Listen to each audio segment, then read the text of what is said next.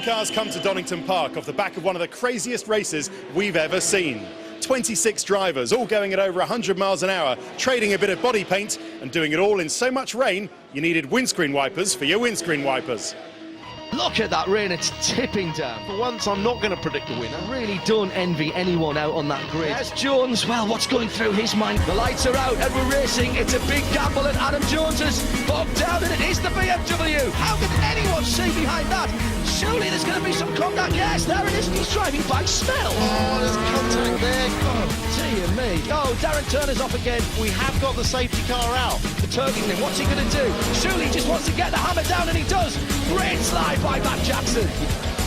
Oh! This is the battle for the lead. And look at this, Jill. It's all going to be about the bridge now. And then he's gone through into the lead. No, he's thrown it all away. Matt Jackson is off in the bubble. Neil charging now. Neil's very, very brave indeed. And look at that, he's gone down below the white line.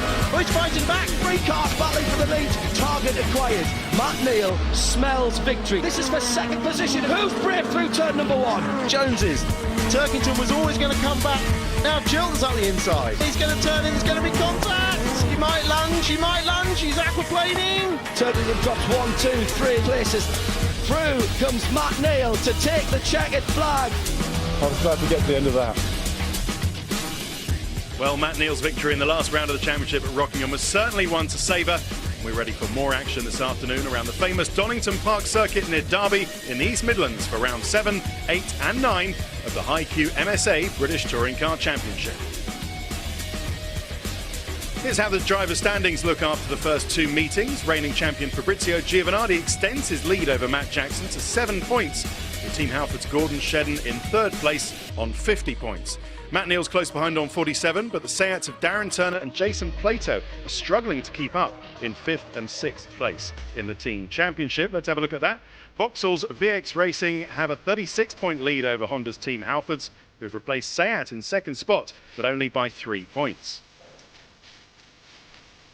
So here's our lineup this afternoon. Shortly it'll be round 7 of the British Touring Cars. That's followed by the Renault Clios at 25 past 1. It's round 7 of the Ginetta Juniors at 1:55. Touring Cars are back at 2:20, followed by the Porsche Carrera Cup at 5 past 3.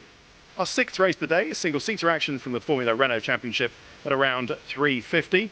Then it's the 5th round of the Seat Cupra Championship at 20 past 4. And we conclude the day with our 3rd touring car race of the day, live at 4:45. Well, it's been a big surprise to see last year's runner-up Jason Plato down in 6th place in the championship. What on earth has been going on with his season? Janie has been finding out. Jason, you were picked to the championship last year. You're in a brand new car and one that's doing really well in the world scene. Expectations were pretty high for you this season, but you've not had the results you've been looking for so far. Yes, the expectations are high, and yes, we do have the same cars they do in the World Series, but there are some differences in that.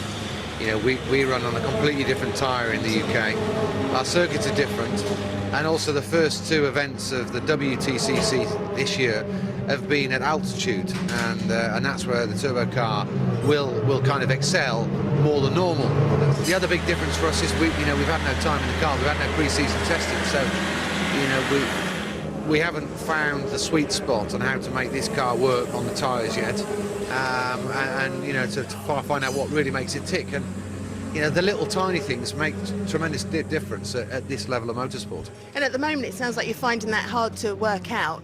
In terms of driving the car, how different is it to last year's petrol car? And has that been a challenge for you to adapt your driving style?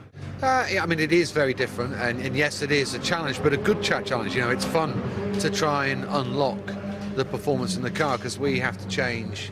I've been driving front-wheel drive touring cars now for a long time, so a lot of the things I do in the car are kind of second nature and almost subconscious reactions and subconscious thoughts and all that, and now we find ourselves having to undo a lot of that and change our style completely to drive the car, and I think that's why it's perhaps taken a little longer than we'd hoped, but we are honing in and zooming in on the sweet spot. We're getting closer and closer each day, and I think this weekend could be a turning point for us. I think we found something at Rockingham. Even though the conditions were awful, we still, every time we drive the car we learn. So the hopes for this weekend are we're going to have a strong performance and to get rid of some of the problems, the dominant chassis problems we have at the moment, which is understeer. Congratulations, you're a dad. Yeah, it's a wonderful thing. You know, I'm now starting to think to myself, hey, why didn't I do it a few years ago? But yeah, you know, Mum and little Lena are doing well at home. So yeah, I've got to, you know, someone said to me this morning, do you think it'll slow you down? And I think if anything, it'll speed me up because I've got school fees to pay for now. So I need more win bonus. Okay, thank you. Thank you.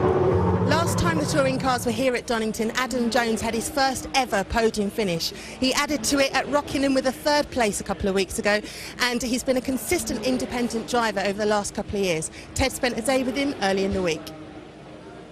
Jackson and Jones are now absolutely together. Matt Jackson is off in the rubble. Jones in third, he's on the podium. We're in your parents' place. It's taken pride of place. Rockingham Motor Speedway, round 6, third place. It was a great weekend, really. It was very similar in some ways as it was last year. We had an engine let go on us on the second free practice on the Saturday. But the same thing happened again this year. But luckily we had a spare engine. We put it in for qualifying, we went out, we qualified third. You started in France and you won Formula 3 there.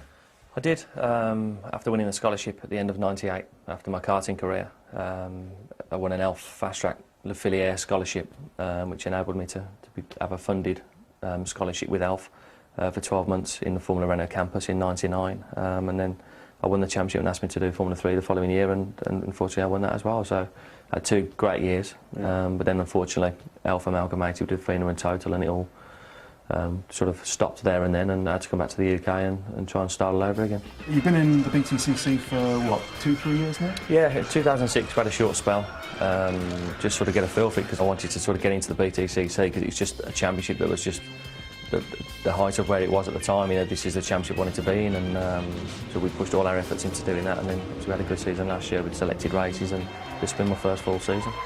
OK, well, you also work, Adam, as well as race, so let's go and have a look at the old workplace. Let's go. OK.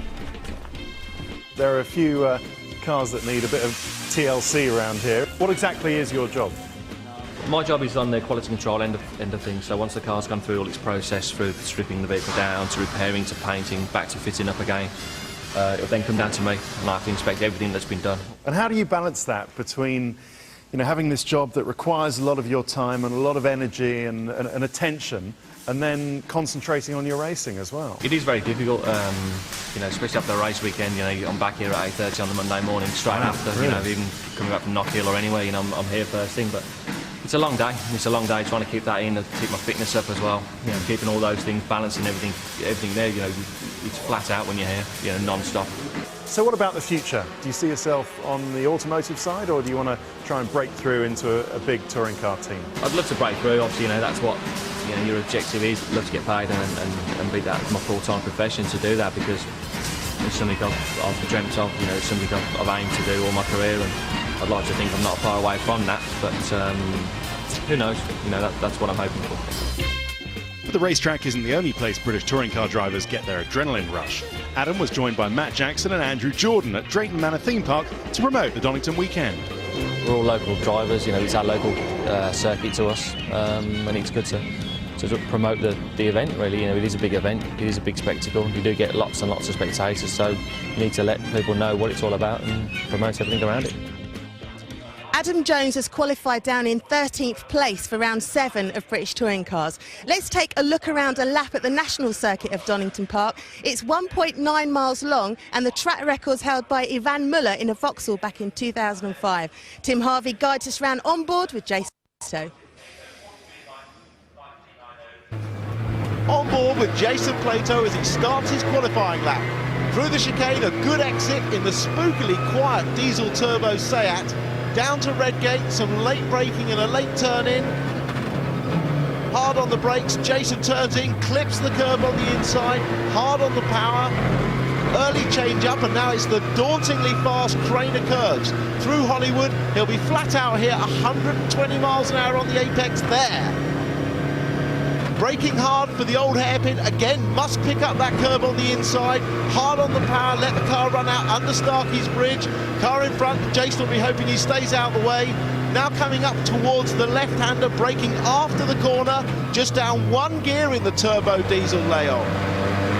Holding the same gear up to Coppis, and it's important to get a really good exit from Coppis onto the long straight.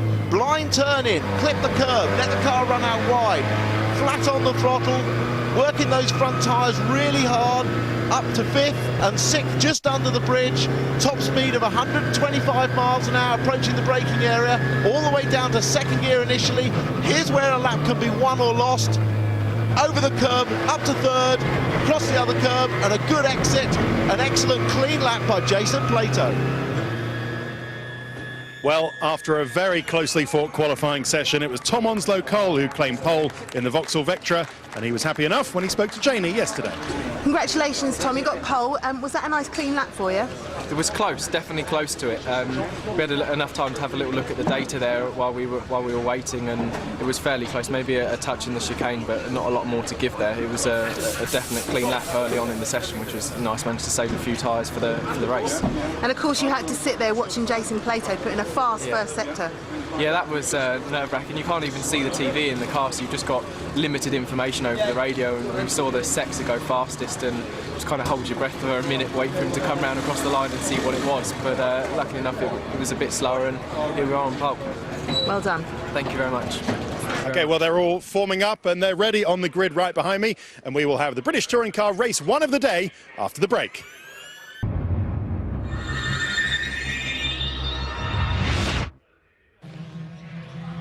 Welcome back to Donington Park. We'll go straight to the commentary box now and join Tim Harvey and John Hindhoff. It's round 7 of the HiQ MSA British Touring Car Championship here at Donington, and Tom Onslow-Cole has his first pole position in the VX Racing Vectra. He's got Jason Plato for company on the outside of the front row, a better qualifying than that Seat has had this season so far. Behind them on row 2, Colin Turkington and Plato's teammate Darren Turner with 9 kilograms, the first of the men with some weight on. Gordon Shedden has 27 kilograms on the inside of row 3, and Matt Neal has 18. This is all about their championship positions, of course. On the inside of row number 4, Tom Chilton, along with Fabrizio Giovanardi, who is championship leader, has 45 kilos of ballast on his Vauxhall. Matt Allison and Harry Volkard have the best qualifying positions ever for the Robert Shaw Racing Chevrolets, and behind them on row 6 it's Stephen Jelly and Andrew Jordan. On row 7, Adam Jones and Matt Jackson. Matt in the BMW not having the best of qualifying sessions, but he assures us the car is good to go for the race. On row 8, Mike Jordan and Stephen Kane, and on row 9 it's Jason Hughes and Alan Taylor inside the top 20. He'll be happy with that. Chris Stockton is in a brand new car to him this weekend. It's a Seat Toledo instead of the Lexus, and he's got Urquhart for company on row 10. Martin Bell is on the inside of row 11 with Stuart Oliver in the second of the BTCC Seats. That'll take some getting used to seeing. Michael Doyle with a little problem with his clutch in practice and qualifying on the inside of row 12 with John George, and Rob Collard not happy to be on row 13. Rob Collard, one of the most aggressive drivers out there though, so watch for sparks and action from him right from the back. Up front, Tom Onslow-Cole fastest in every session so far, and deservedly on pole. Now, we have already had one go at getting this race underway, but the electrics on the start lights have failed to cooperate this morning. That means we go back to the good old days and the Union flag to start off. How many bets on a bit of a jump start, Tim? Well, there's always a bit of interpretation here. Do you go when the flag goes up or when it goes down? The driver's been told to go when the flag drops, but you never know. Yes. Racing drivers will gain any advantage they can. Jason Plato with a good qualifying performance. Stand by for action then. Watch that gantry, watch for the flag. It's not when it goes up, it's when it goes down, and that's the jump start we expected. Colin Turkington with a huge flyer, and his teammates already on the grass, 2-3 cars widths away from anything that looks like tarmac. Well, I mean, Turkington was looking for the flag to move, and as soon as the flag moved, the reaction of the driver is to go. He clearly hadn't been told by his team to go when the flag dropped, and the guy held the flag out, then raised it and lowered it in one movement. It's very difficult to call, but I mean, obviously he went for a long way before everyone else. So down into the old hairpin for the first time. There's Matt Jackson. He'll be looking to make up positions. Turkington with a flyer has absolutely cleared off into the distance. Everyone else has made it through safely up towards McLean's for the first time. Giovanardi fighting his way through the pack with, that was Matt Allison right behind him. That's going to be an interesting battle, as we've still got Onslow Cole with Plato there right up behind him and looking to challenge. Yeah, very close. This circuit's always been good for Seats, and as you said, John, the Seats have had good qualifying performance so far, and Plato's looking really aggressive now, and big defending on the inside for the Vauxhall. Look at Shedden behind in that orange Honda as well. The Team Halfords car turns in to Goddard's for the first time. Turkington has been given a jump start penalty, as has Oliver further back down the grid as well. Let's have another look at this. Well, you need to see it with the flag. I mean, clearly Turkington goes a long way before everyone else, not by a huge amount, but with the extra traction of the rear-wheel drive, it obviously looks even worse. Now, watch, he will go, he's holding the flag out. As the flag goes up, Turkington goes, and he has definitely gone a good 3 or 4 yards before the flag actually drops. This is from Adam Jones's car. That's pretty cool start from him, and look at that bit of grassy moment there. Oh, and that is one of the Vauxhalls off, and that in fact is Onslow Cole, isn't it? No, it's Giovanardi, my apologies. Giovanardi has gone off in a very odd position there, yeah, Tim. Giovanardi gone off from 6th place, so we don't know what happened there. It was it was at Starkey's, I think, on the left-hander. So maybe he was side by side with somebody and got eased out onto the grass. We'll have to wait for a replay. Stuart Oliver also getting that drive-through penalty for the jump start. Sort of used to seeing the words Giovanardi off. I actually misidentified the car. That's Rob Collard. It's been a dire weekend for him, and he's got damage on the right front. He's had contact with John George, big contact there, the rear wheel of John George. Alan Taylor possibly involved as well with damage to his Robert Shaw Racing Integra. And, well, you don't have to be much of a detective to work out that they must have come together somewhere. Yeah, Turkington's taking his drive-through penalty on that lap, so that has Onslow Cole in the lead from Shedden, Turner and Plato. Plato's dropped way back down there, so what happened to Giovanardi? Here we go. Oh, he's gone well wide there. Oh. No, that's not Giovanardi, my apologies. That was the incident between John George and Collard. This is the Giovanardi incident. As we thought, he got right on wide on the grass coming through Starkey's, and there was no way back, and he was lucky actually not to slide out even further. Safety car is coming out onto the circuit. Too many cars in dangerous positions. We will neutralise this as we come round to complete lap number 3. Yeah, well, at least Tom Onslow Cole is back in his justifiable position here now, although he's going to lose that little... Oh, Matt Allison out of a very promising race for the Robert Shaw Racing cars. They've lost 20 kilos for this meeting, and it seems to have invigorated the cars. They qualified really well, and they were very confident of a good result, but not one of the cars out, but Harry Volkard's still in there. So, under safety car now. Onslow Cole leads, Shedden in second. Giovanardi into the pit lane, look! This is dramatic. He was hoping to build on that grid position. He's got flames coming out the exhaust. So I think what's happening, he must have whipped the exhaust off as he's bounced across the grass, and it's setting fire to something underneath. Yeah, there's definitely some smoke coming out from underneath that VX Racing Vectra, and well, that's Look a very at the heat in there. Very hot exhaust. They're cleaning out the... oh, he's been grass cutting in a big way. I know it's a bank holiday weekend for Britsio, but there's no need for that. Yeah. Well, off he goes again. Look at that. Just shows how the temperatures have shot up in the engine and everything else, although obviously he's on the pit lane limiter, but I suspect there may be another problem here. On board with Giovanardi, coming into the old hairpin, Tim. He gets a good run through the old hairpin. One of the Seats out wide. He's got momentum, wants to use it. Plato on his left. Plato that he was trying to get round, and well, no way round there. And once you're off there, it feels as a driver, it takes forever to get back onto the track, and you're losing time and time and time. And that's filled the radiators with grass. And that is where Plato lost all of his... Turkington with Urquhart. Now, I think that was as he rejoined from his drive-through penalty. Spot on. So he's taken the drive-through penalty, rejoined at Redgate, and then tangled with Urquhart. So that might be due for a further incident. Well, they've both continued by the look of it. Yes, they both got back on. Now, here's Matt Allison, the Chevrolet with the white on the back. Here he goes, and he looks like he may have just drifted wide at Coppice. Yeah, and he hit the wall as well. Oh, no. Well, we didn't see that, but that could be the end of the day for that car. But we didn't see what put him wide. He either just ran wide or something went on the car. It's impossible to say, but that's obviously what caused the safety car. Yeah, that car is going to take a little bit of recovery. I wonder if we can have a quick word with Mike Jordan, who is one of our onboard cameras and also our link today.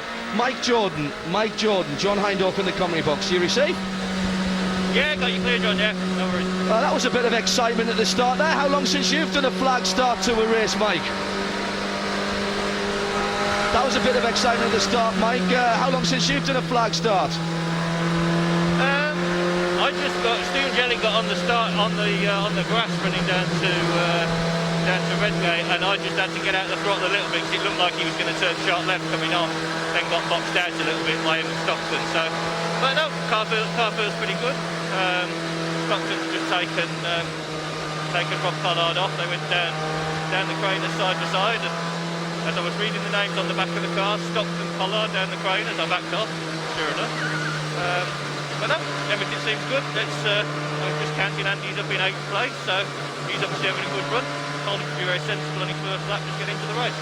Now, who gave you the tap up the rear bumper there? There's just a little bit of damage there on the back quarter panels. Yeah, Alan Taylor drove with the back of me at McLean's, I think on the first lap, but I don't know, nothing. I got a little bit of vibration through it, so I'm glad you told me that, because it might just have bent the exhaust. I was just a bit worried what it was, but it's probably the exhaust just a bit sweet. 8th position then, Mike. Good luck for the rest of the race. Get a good restart, won't you? Thanks very much, mate. All the best.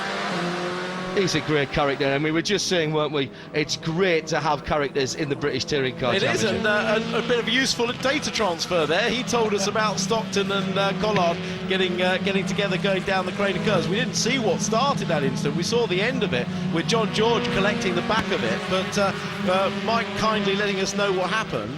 And then, of course, we were able to help him out with his vibration problem with the exhaust. Now, here's John George. Well, he's already got a wheel missing, clearly.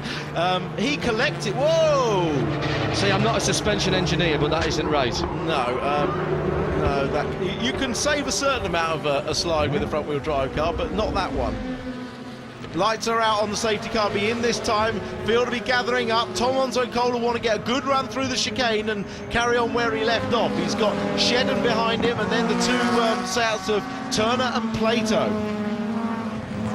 So we're coming back down to a green flag at a restart of round number 7 of the HiQ MSA British Touring Car Championship. Real action on the opening 2 or 3 laps here at Donington Park. We've lost 1, 2, 3, 4 cars from the action, and Fabrizio Giovanardi, the championship leader, has had to pit and is right at the back of the line. On board with Jason Plato, new father just 3 days ago, little baby girl Alina, congratulations to him. Let's see, he won't be thinking about that now, but he certainly had a few sleepless nights. So back to green flag racing now, and Onslow Cole has got on the power nice and early, Shedden behind him, then the two Seats. It's Turner from Plato, then Chilton in 5th position. Matt Neal up there as well, but Onslow Cole has done what he needed to do, and he's translated the restart into 3 cars advantage as they come down to the old hairpin. Yes, good restart, nice clean restart. He's got a little bit of gap, he can drive his line now, concentrate on what he's doing. That vector well suited to this circuit, and of course Tom, who's been very quick last couple of races but not had perhaps results he would have liked, is carrying no weight either on the car, and this is a circuit where weight really does handicap the cars. That was seen by Giovanardi's qualifying. Race distance, as you'll see by the graphic on the top left, has just gone up to 18 laps to take account of those 3 safety car additions that we've just had. Now I just paused there because I think I saw Harry Volkard pulling out to make a position, or was he trying to defend? No, he was trying to defend, in fact, from one of the RSC cars, and that's Jelly. it's Jelly and Volkard battling for 11th and 12th. Yeah, and Kane and Adam Adam Jones side by side coming down the chicane as well. Kane in the remaining motor-based car. We'll see who comes out the chicane first. It is Kane in the background. Stephen Kane in the motor-based car will gain the place there, moves up to 9. Shedden going defensive early as Turner tries to go around the outside. We're on board with Plato, and he's taking the advantage down the inside of his teammate, but wisely just backs and goes back line astern. But it seems like the two Seats are being held up here, Tim.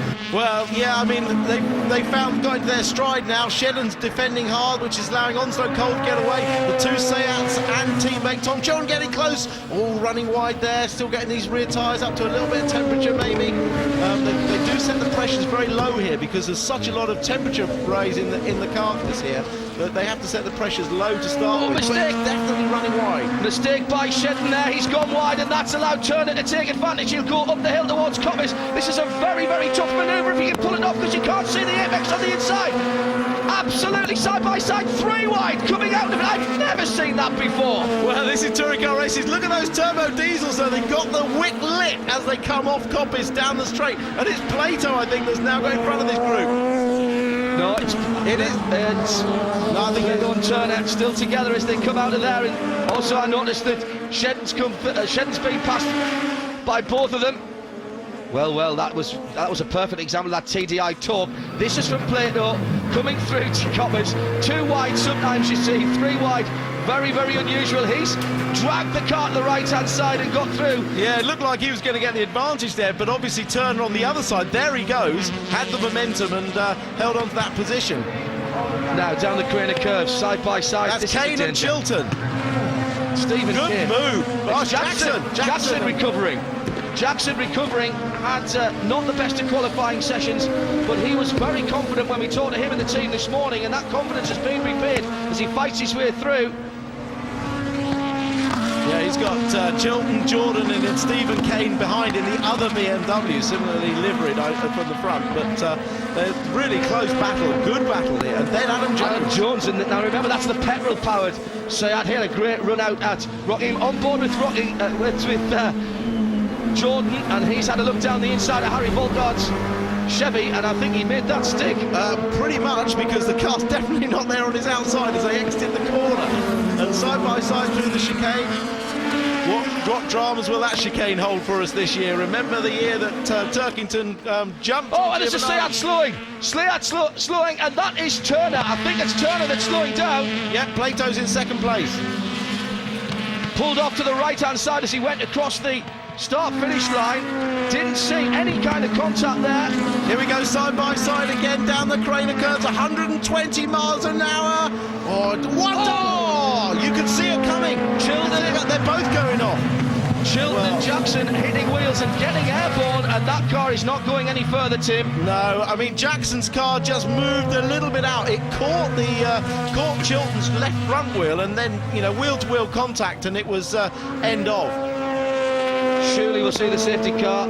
Yes, we have. We've already got the yellow lights on the safety car at the end of pit lane here.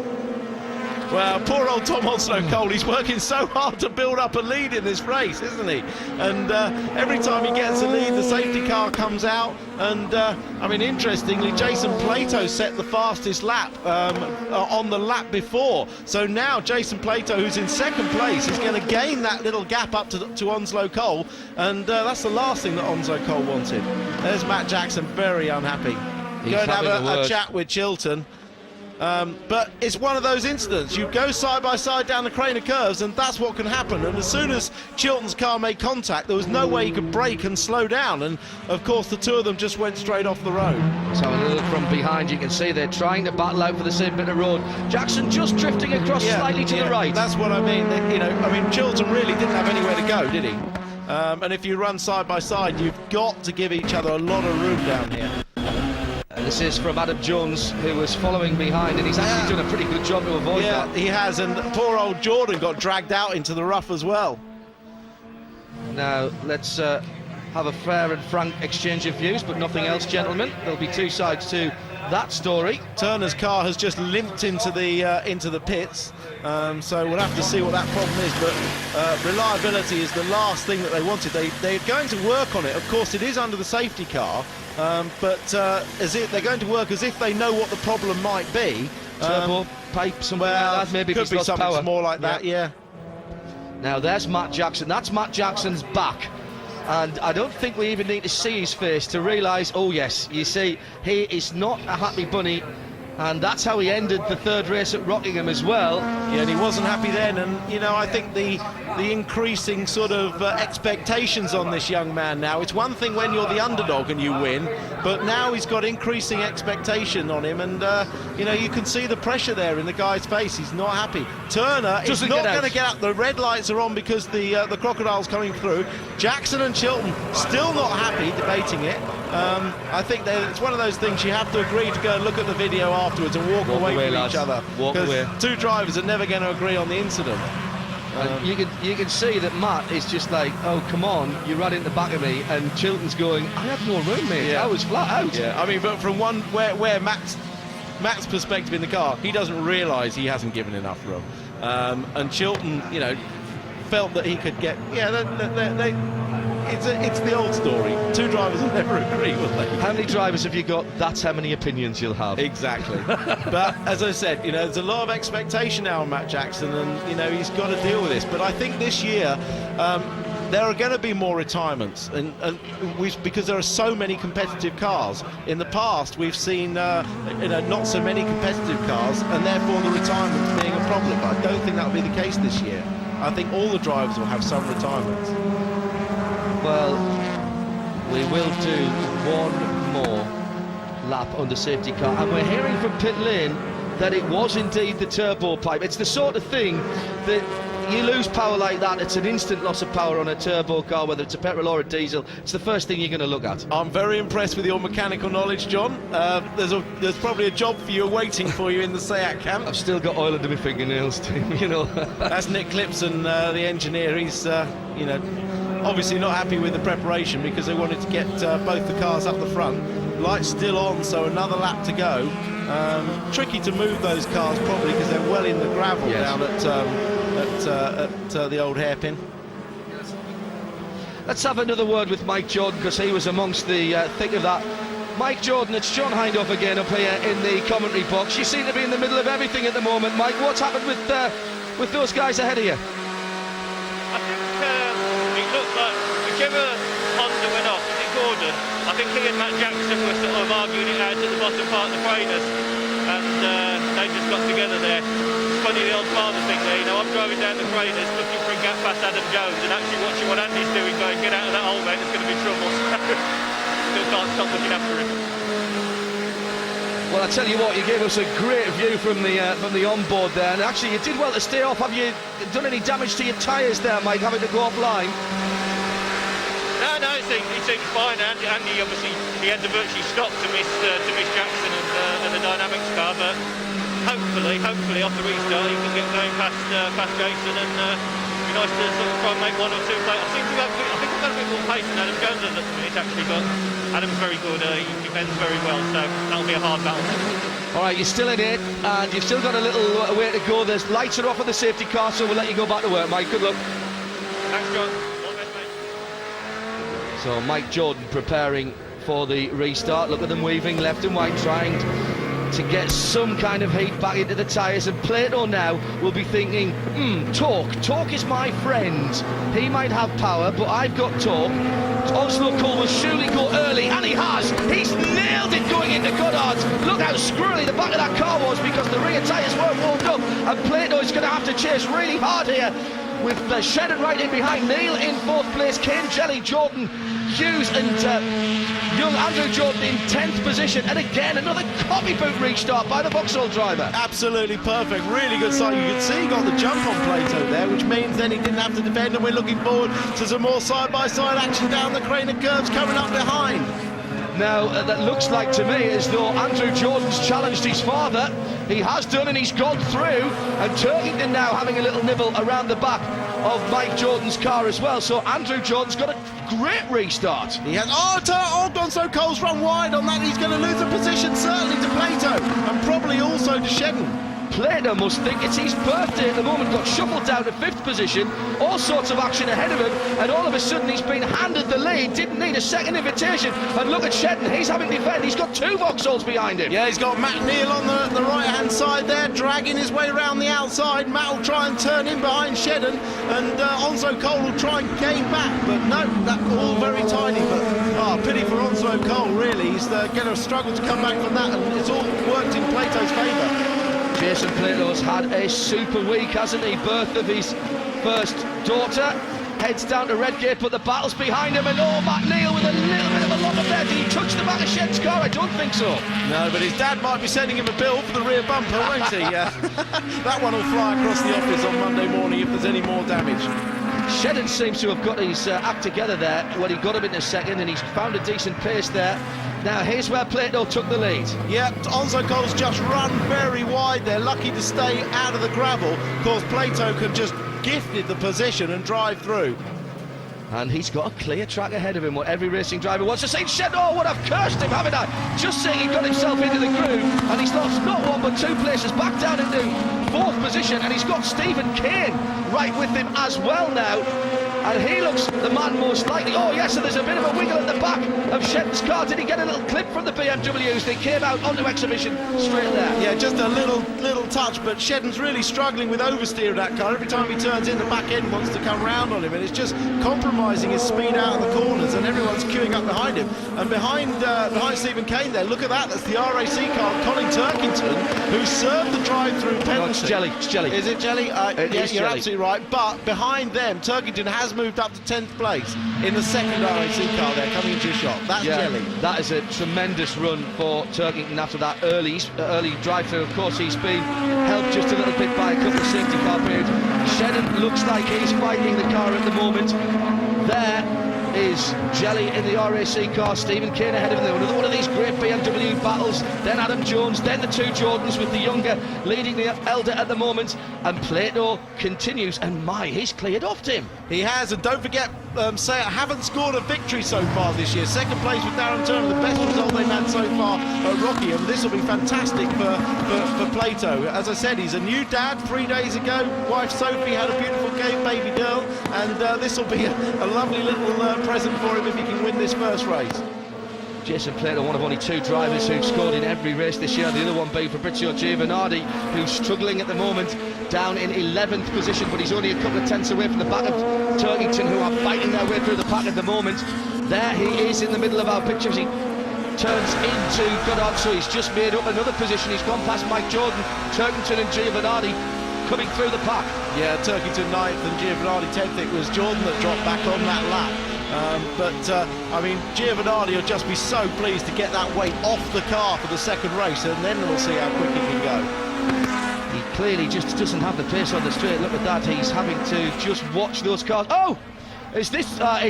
This, of course, is Turner again. Saw the Seat in elegant isolation and some resignation on the faces of the North and South Seat pit, and Turner will peel off left into the pit lane again. It looked like he's carrying on, trying to get some manufacturer points maybe, but they're going to have to fix that before race 2. Probably going to be one of those typical things where it costs 2 and 6 to fix, but costs them a race position. It will be a 50p clip, won't it, on that turbo pipe, if indeed that's what it was. Plato continues to lead with the yellow shade band, the green front of the car, and a new lap record for Plato. A little bit earlier on in the race. That was just before the safety car, wasn't it? And he was flying at that stage, and the safety car really handed it to him, because before that Onzo Cole had a comfortable gap, and Onzo Cole now refocused and on the back of Matt Neal, but Plato on board, down the gears. I noticed he's going down 2 gears there. In qualifying he went down an extra gear and then quickly, just to slow the car down, and then quickly pulled it back up to 3rd. Now remember, this is a turbo diesel car. It's very, very quiet. It doesn't rev as much as the petrol engine car, and you saw him there glancing down at the shift lights. It's very difficult to know when to shift to these cars, and more BMW action, and that's Jelly and Kane, and Jelly this time is pitched off into the gravel at the old hairpin. Well, that was a little bit of a lunge, wasn't it? A little bit late, and didn't get the car squared up and braking in a straight line, and contact made. And as soon as you have any contact there, you just can't slow the car down. 5th and 6th that was, and that has put, I'm afraid, put Jelly into the gravel. Now here is another lap being lost by Turner as his teammate blasts by with the two Vauxhalls of Neil and Onslow Cole in second and third. Gordon Shedden now has consolidated his fourth place ahead of the rest of the pack, and the independents well up inside the top 10 in this race. And there's still a big battle for fifth place coming across. They're coming through the chicane now. Big battle there, side by side. Who's going to get it? It's going to be Andrew Jordan, I think. Yes, fantastic. Coming through to finish it. And very slow Turner coming across the line. But there is the man of the moment. The man of the hour is Jason Plato, who lifted off so much that the two Vauxhalls went through. Plenty of action. You can't say there wasn't action there. So Jason Plato then, after a topsy-turvy race that saw him as far down as 5th position, takes it by just over a second from Matt Neal, with his VX Racing teammate Tom Onslow Cole not able to capitalise on pole position. He's in 3rd. Then it's Shedden, Andrew Jordan, the first of the independents, from Kane, Jones, Giovanardi only down in 8th, Turkington and he fighting back through the pack, Mike Jordan in 10th position. In the second half of the field, it was Jason Hughes in 11. Harry Volkart could have done better, but ends up with his best finish of the season, ahead of a very good debut by Chris Stockton in the BTCC Racing Seat. Martin Bell and Michael Doyle will be reasonably happy with their finishing positions, as will Urquhart, Stuart Oliver and Alan Taylor. Stephen Jelly, Darren Turner, not happy at all with a turbo pipe problem on the second of the Seats. Who's the daddy? Well, the team cry, who's the daddy? A new daddy, Jason Plato, gets his first win of the season. First blood to him then here at Donington Park, after Tom Onslow Cole made an inexplicable mistake on lap 14 to allow the Seat of Plato through to take the lead. We'll hear why and how it happened in a few minutes' time.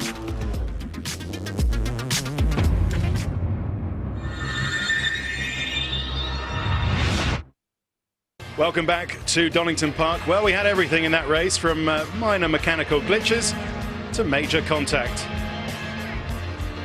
And after a collision between Chilton and Jackson, even a bit of afters. It's all good stuff, strongly encouraged, and it bodes well for the rest of the afternoon. Let's go down to Janie in the pits. Well, it's Jason's first win of the season, and indeed the first win in a diesel-powered car for the championship, and we're not even halfway yet.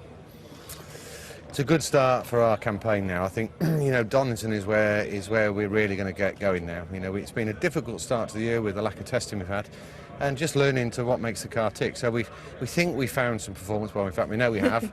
But the car's really tricky to drive in that you can make any small mistakes, it bites you. So tough win. But nevertheless, something we can work on now. But yeah, fantastic feeling. You know, the guys have worked so hard all the way through the year, and now we've got a result. Let's have a look at the point where you took the lead. Talk us through it.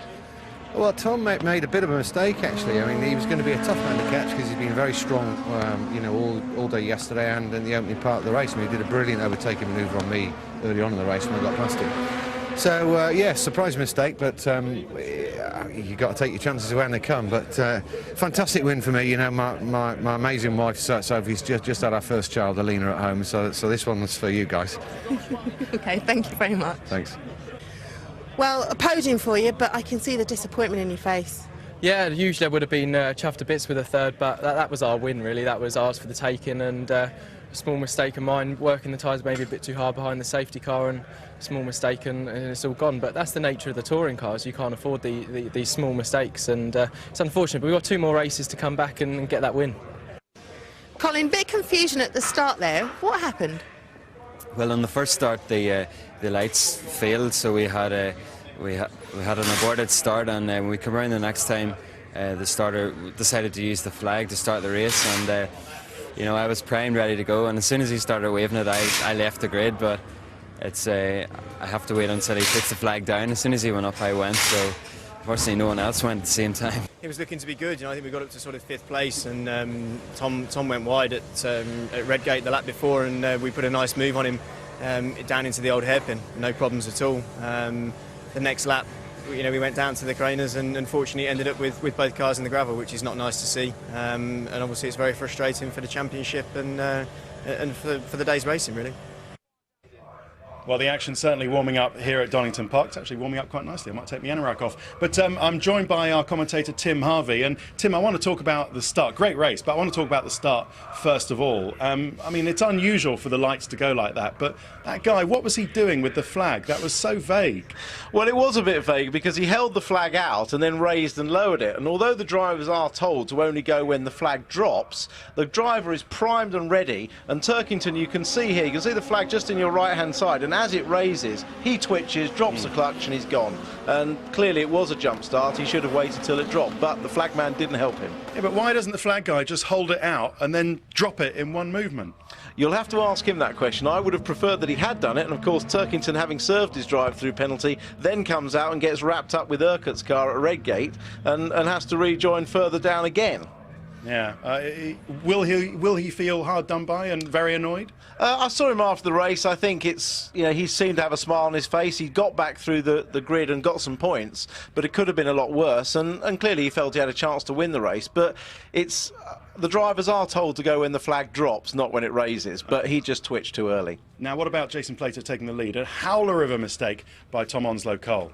Yeah, really sorry for Tom. He got established to lead twice, and you can see he had a gap here. Just ran into McLean's too quickly, locked up, braking on the bend, and was lucky not to end up in the gravel. But, of course, his race was compromised twice by safety cars. Yeah, but you can't do that with someone like Jason Plato right behind you. No, Plato laughing all the way to the bank, shall we say. Seat's first victory, and well-deserved. OK, what about the Chilton and Jackson, though, very quickly? I mean, plenty of handbags afterwards, but 50-50 is the way you see it? Well, side by side down the Craner curves, you have to give respect. If you watch here, Jackson clips the curve, runs a little wide, and the slightest contact between wheel to wheel, and of course Chilton then can't slow the car down. Chilton was on the right hand side and aiming to go down the inside into the old hairpin. No way of stopping the car now. I think you can only call that as 50-50, but you know, you have to remember when you go down the Craners side by side, give respect. Yeah, but Matt thinks he's been hard done by here. Well, he's going to clock him. Fortunately, it didn't revert to any physical violence. It's just that two drivers will never agree on the incident. Yeah. The number of drivers involved will be the number of opinions you have. Yeah. Okay. All right. Well, thanks very much, Tim. We'll hear from you a little later.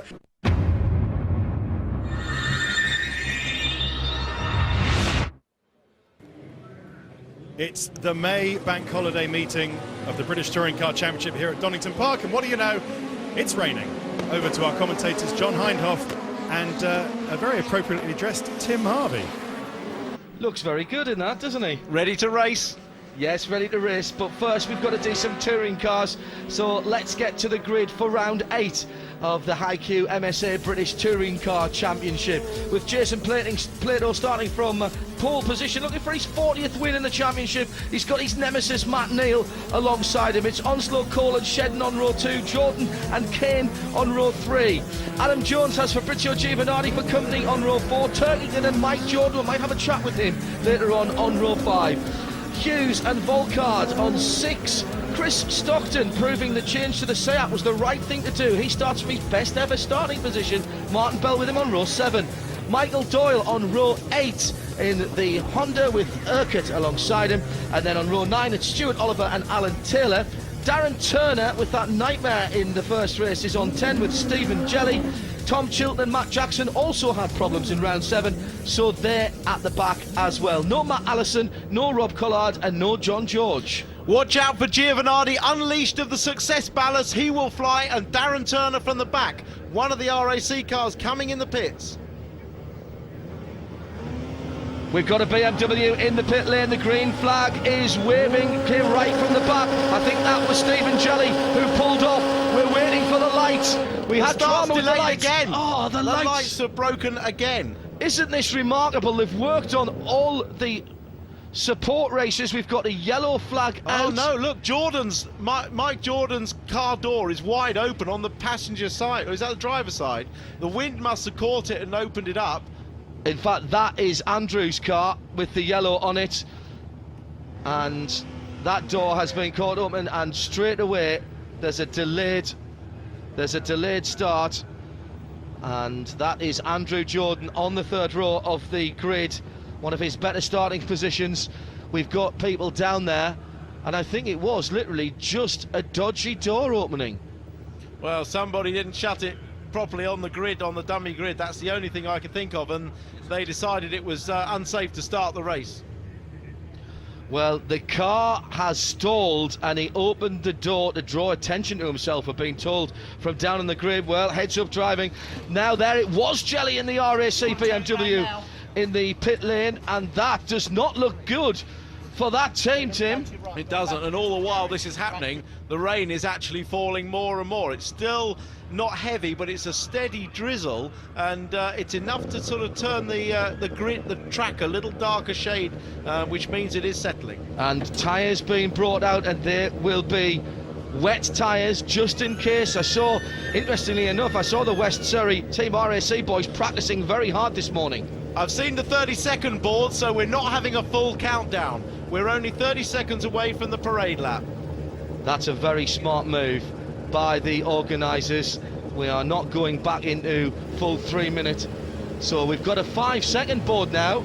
I'm wondering if this is going to be the start, to be honest, Tim. I'm looking at the lights. It is the start. The lights are on. So we've just reset and we're off and racing. And Plato gets the whole shot. What a start from Shedden. From row 3, he split the 2 cars ahead. He may yet drop into 2nd place, but he's got one of the BMWs coming round the outside. That is a tremendous start by Stephen Kane and Gordon Shedden. Oh, there's Andrew Jordan sliding there, Martin Bell, Stuart Oliver and Taylor into the side of him. Well, they need to move those cars. Hopefully they'll get them. One of the layouts is off. Now that's Turner from the back of the grids. Remember, he had the problems earlier on in the meeting with the turn. Thought we'd just have a gamble, put a pair of damps on the rear, might come to us. So, Mike, you've left the slick tyres on the front and just put the wet tyres on the back, yes? Yeah, that's what we've done, mate. Okay, Mike. Jordan's got wets on the back, which is probably the right intermediate call, and Harry Volkard's gone for wets all round. Well, that's an early call by Gary Robertshaw and Joe Bradley at Team Robertshaw down there, right underneath our commentary point. Remember, they took the gamble at Rockingham and didn't get it to pay off because the start was delayed. The safety car lights are out here, but both of those cars, Tim, very importantly, out long before that, so they haven't gone a lap back. Yeah, but they'll have to go like hell to try and get round onto the back of the pack, although they're really banking on the conditions changing massively. And getting worse. Yeah. So, on a bank holiday weekend, people praying for rain at Donington Park. At least 2 of the teams as the Porsche pace car peels off to the left-hand side, and Gordon Shedden will lead them across the line. Still 1 or 2 spots of line, who are racing again down towards the first corner. And look at the defensive line that he's taking. He's looking for grip, and Plato's there as well. 3rd place, Giovanardi, and Kane's in, Turkington's in, Jackson's in, all the BMWs coming into the pit lane. The BMW's struggling to get tyre temperature in the slicks, so they've taken the risk and put them on wets. They're going on to wets all round, look. Look at how they don't, the Team RAC guys don't recycle the nuts. They just take the nuts off and throw them away, and they pull up a new set of 5 to put on, and it saves them quite a few seconds. Plato's back in the lead. Yeah, with Neil behind him. And remember Matt Neal in the wet at Rockingham. He was sensational. He loves these conditions. Look, he's already super confident. Oh, it's not Matt Neal, it's Giovanardi. Well, he's come through. Well, we know that the Vectra is, the VX Racing Vectra is very good in these intermediate conditions. As Tim said, Matt Neal at Rockingham was absolutely superb. Now, here's on board with Giovanardi. That's where Shedden went off. Shedden went wide at the old hairpin and allowed Plato and Giovanardi through. That is a very difficult corner, but look at the rain coming off the windows there. I think those guys who've stopped early, that may have been a bit of a gamble. It might yet pay off for them if it stays like this, because it's very, very slippery out there. It's too early to call. It's way too early to call. They need a real lot of rain before these guys lose so much time that the others are going to catch up. Couple of places lost there for Andrew Jordan. Back one with Giovanardi as we go down to Redgate, and look how early Plato's having to brake. He's feeling for the grip there on the inside. Still confident enough to take the curbs though, Tim, and that's always the very slipperiest part of the circuit. Side by side into Hollywood. Now, who is going to have the confidence of their car? Well, it is Giovanardi. We've seen how good that Vauxhall is. Oh, a little bit of a wobble there, and Plato will take a bit of heart from that. Yeah, the Vectra's a slightly longer wheelbase car, and Giovanardi has a moment there. It's so much harder to lead, but the Vectra is a slightly longer wheelbase car than the Leon or the Civic, and that makes it just a bit more stable in these greasy conditions. Coming up the hill then, to McLean's, the left-hander. And we're just seeing now that Mike Jordan, with the wet tyres on the back, has just clocked the fastest lap of the race. Now here's Plato looking at the back of the leader, Fabrizio Giovanardi. Oh, and both of them taking a huge amount of carbon. Look how much they're moving around. This is sensational stuff. Yeah, they're all getting closer and closer to the inside to give themselves more room to slide wide if they need to. That rain is just still falling, but still really there's not any wet coming up from the wheels there. And this is a terrible, terrible decision time for all of the teams. The guys at the front, Tim, really have got to stay out because they will just lose too much track position. Yeah, although some of the BMWs did change tyres whilst after the safety car had come in, and the track was effectively green then, so they lost a lot of time then doing that. So Giovanardi by almost a second from Plato. There he is in second place, and he's bending now. Shedden, what a weekend he's having. Neil in fourth place now. He's got ahead of his teammate Tom Onslow-Cole in fifth. And then it's the 78, the first of the independent, and that's Andrew Jordan in sixth position. Chilton, Jones, Turner, Stockton, the top 10. But here's the battle, second, third, fourth and fifth coming up the hill. Yeah, the fastest man on the track at the moment is actually Darren Turner, Plato's teammate. Don't forget, Plato is carrying ballast, and in actual fact, in these greasy conditions, it's not such a handicap. But the fastest man on the track is, in fact, Darren Turner. Just looking at the times of some of the cars who changed. Harry Volkard went on to 4 wets. He did a 24.9 last time around against a 24.2 from the leader. And he's done a 23.4 now as against a 24.2. So that is now showing a little bit of an advantage to those people who stopped. Yeah, and Matt Jackson, one of the others that stopped, he just set the fastest lap of the race at 21.2, which is about 3 seconds quicker than the leaders are lapping, but he's a long way behind. So now the question in the minds of all of the teams on the wall of the leading cars, the VX team, the Alphonse team and the Seat team, is how much worse is it going to get, or is it they'll be convincing themselves it's brightening up? It's actually falling now back into the hands of the guys on slicks, because Giovanardi, with some temperature into his tyres, has now shot down into the 17s. Look at that gap he's got. As soon as there's a little bit of grip in those tyres, warped-in tyres, the car will leap away from the wet shod cars, who now can't go any quicker. So the wet shod cars are doing 23s and he's doing 17s. The rain hasn't come at the moment, and it's advantage to those at the front on slicks.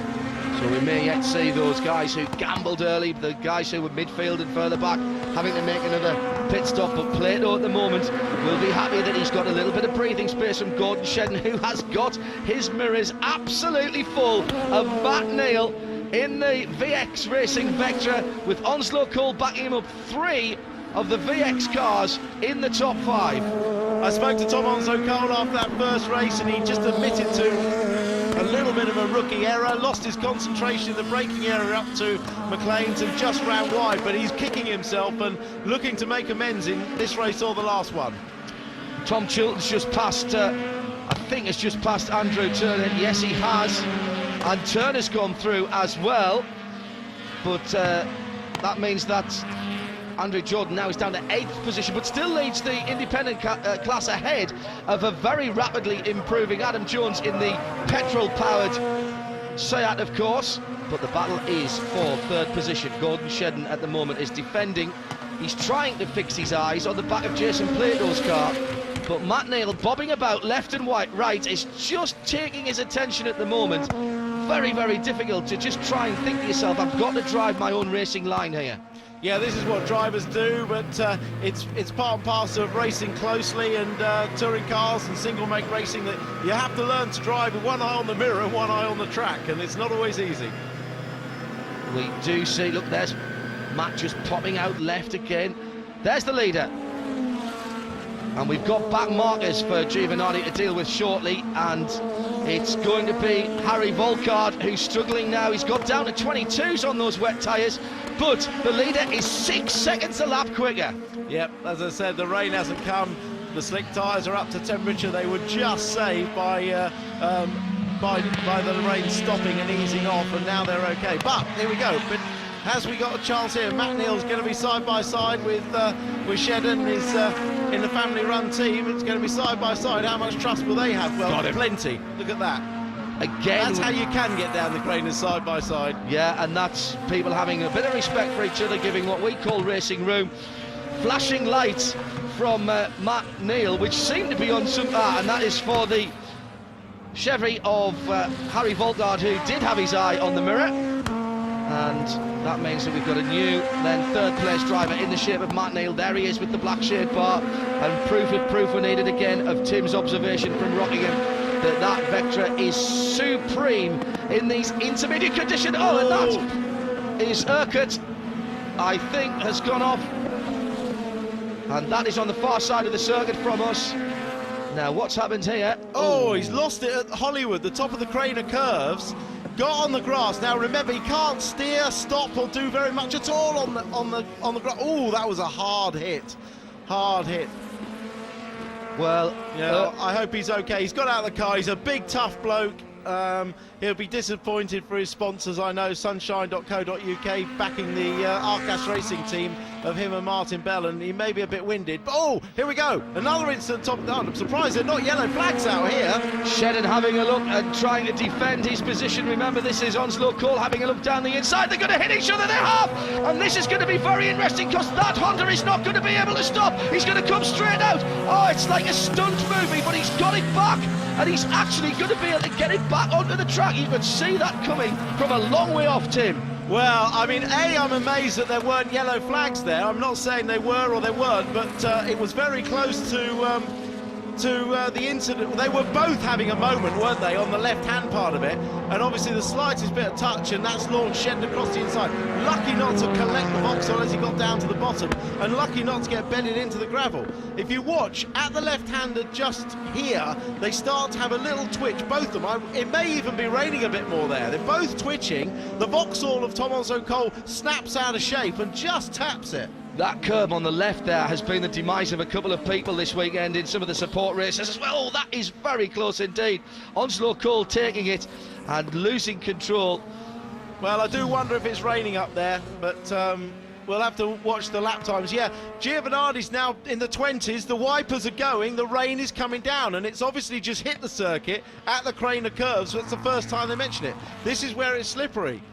And there's all kinds of lappery going on now. Some of these cars are not racing for position. These three, however, Turkington needs to get out the way. He has done as Plato goes through. This is going to be very confusing for the next few laps as we work our way through. Some of these cars who've changed tyres, some of them who haven't. They're just surviving out there at the moment. Yeah, that was Turkington he was passing. Turkington's on wets, and you can see the car sliding around. Basically, while the track was dry, those wets have destroyed themselves. So they're going to, even if they decide to stay on wets, they're probably going to have to come in for some more. But look at Plato. Plato's found a new lease of life here, and he's having a go back at the cars ahead of him. In fact, that's coming back towards us now. There's Plato with the yellow stripe, and he's really closed down Giovanardi now. This is a tremendous drive for Jason. He's found some pace from somewhere. Maybe another moment for Giovanardi that we didn't quite see there, but well, this is first and second. Could have been through the back markers, of course, but certainly, and Plato's just set the fastest lap, or was that somewhat? No, that was some while ago, because they're doing 20s now, and they were doing 15s, so that lap hasn't just been done. They are still running 5 seconds slower than they have done in this race, and you can see the rain on the windscreen there, on Plato's windscreen. Yeah, and that, as you said the other week, is real rain, not imagined rain. Coming down towards the slippery part of the circuit now, and you can almost hear and feel Jason just being a little bit tentative down at the old hairpin there. It's Giovanardi leading, he's a second ahead, there he is up the road. Plato in second, he's got 3.5 seconds between himself and the chasing pack, and these BMWs that they're coming through now are all a lap down as they go by. Yeah, that's Matt Jackson, who was another one to put wets on. Again, the tyres have basically disintegrated, the wet tyres. But back to this is the battle for third between Neal and Onslow Cole, and they've got some. Onslow Cole's got a chance here to get down the inside.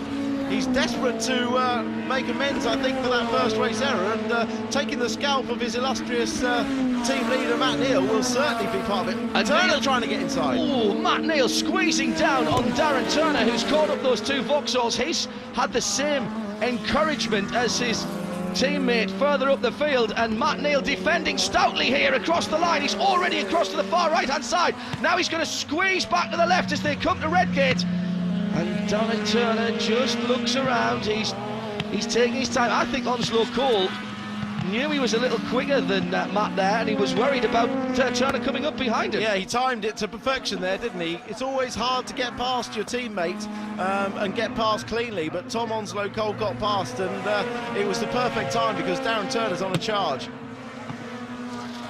Now ahead of them, Onslow Cole's made his break, and once again it's side by side with another great piece of heads-up driving. Oh, that's good driving by Turner all the way around the outside there with the back marker as well that they were passing. And again, a lot of mutual respect there. They're giving each other racing room, but that was brave because we saw what happened to Giovanardi in the first race when he speared off on that grass. So well done, Darren Turner. There was probably even a little more grip on that first incident that we saw earlier on. So Turner now immediately opening a gap, the TDI and its torque pulling away from the VX racing car behind it. So it's Giovanardi, Plato, Onslow Cole, Turner. Biting his nails, the boss of Vauxhall Motorsport there. He's biting his nails, and understandably, because the conditions and the lap times have fluctuated massively throughout this race. And, you know, it's not over yet. There's a lot that can happen, but Neil certainly dropped away quickly on his pace. The guys on wets have got no option just to stay out on them because they're out of it if they make another pit stop anyway, but really they're really fighting amongst themselves. And Chilton is catching Neil as well, further back down the field. Chilton in 6th and Neil in 5th. And Chilton at the moment taking a couple of seconds or thereabouts. Oh, there's a big lock-up from one of the new Toledos. That's Chris Stockton. Yeah, Chris Stockton had never driven a front-wheel drive car before he got in the car this weekend. So fair play to him, he's doing a brilliant job with that Toledo. And that is an X-Works car, used to belong to Jason Plato, in fact. It did, and then it was driven last year by well, Matt Allison at the Motorbase team, and then Stockton's traded in his Lexus for that, but not easy for a guy to swap from rear-wheel drive to front-wheel drive. And he is currently 2nd in the Independents, 8th overall. He's trying to chase down Jordan. Now behind him is Jones, and it looks as though there might have been a little loss of place by Shedden, who had been in amongst that as they come through Goddard's. Here on board with Adam Jones, this is the Seat that looks the same, outwardly at least, as Jason Plato and Darren Turner's car. Remember, this still has the petrol engine, as one of its earlier cousins goes down the inside into Redgate, locking a wheel there. Stockton, steep learning curve for these very, very high-powered front-wheel drive machines. And here comes Adam Jones, who had a cracking race a couple of weeks ago at Rockingham and thoroughly impressed me. I think he's going to be one of the real dark horses of this year, Tim. Yeah, well, I mean, I just hope Stockton doesn't go. I was going to, as I say, he's done exactly what I hoped he wouldn't do, which is lose a really good result by trying too hard, because, you know, he's still going to be in 9th place, which is a great result, hopefully, if he can hold on to it. I just didn't want anything dangerous to happen there, and Adam Jones is clearly more experienced in this front-wheel drive car at the moment. And that was for 8th position, so he's heading off in pursuit of Andrew Jordan for the leading independent. Right, let's look a little further up the field, where Darren Turner then is in 4th position from Matt Neal in 5th.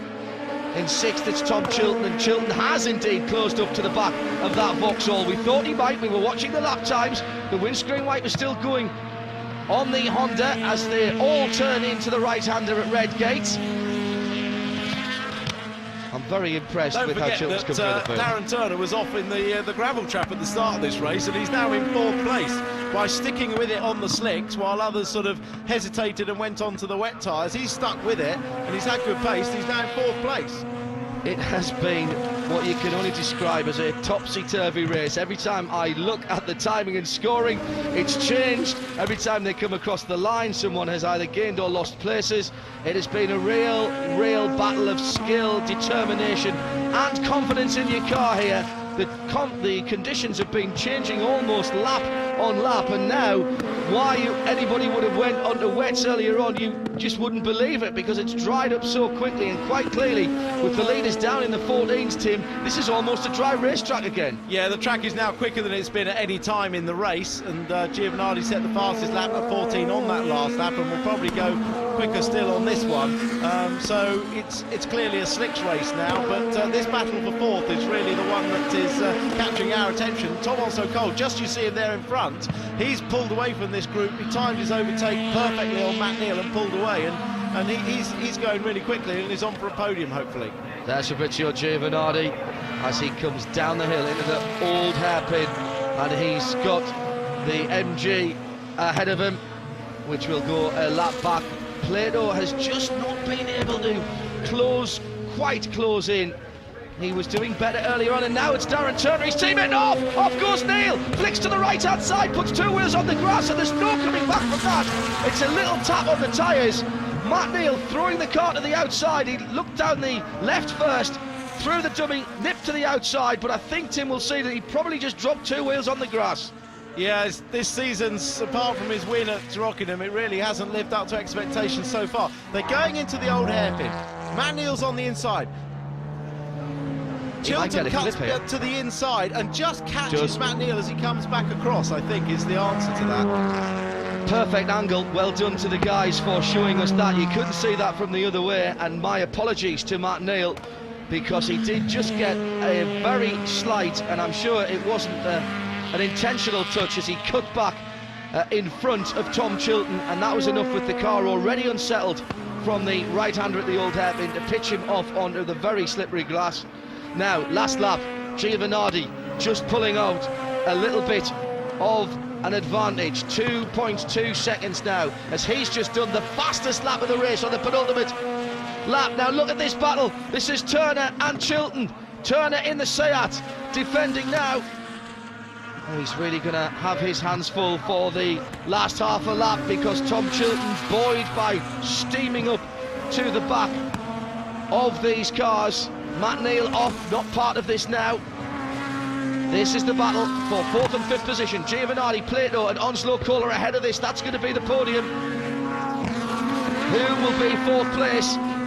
Chilton looking very, very strong indeed. He's picking his line, he's moving that car around. Here's Giovanardi, he'll take another victory. What a great comeback for him and for Vauxhall. One time they had three cars in the top five. Plato will be delighted with second place. Through goes Onslow Cole in front of me, and it's going to be a drag race to the line, and Turner's going to hold on to it by about half a car's length. Yes, Turner from Chilton in fourth and fifth position. Andrew Jordan we're waiting for to come round and take the Independence win ahead of Adam Jones, and Chris Stockton will be third in the Independence. Well, we've got all the reaction from what was an amazing race. The weather threatened to intervene but didn't. I don't think you really want to go anywhere else, as Giovanardi almost goes off on his slowing down lap. We'll have more from Donington in a few moments here on ITV4.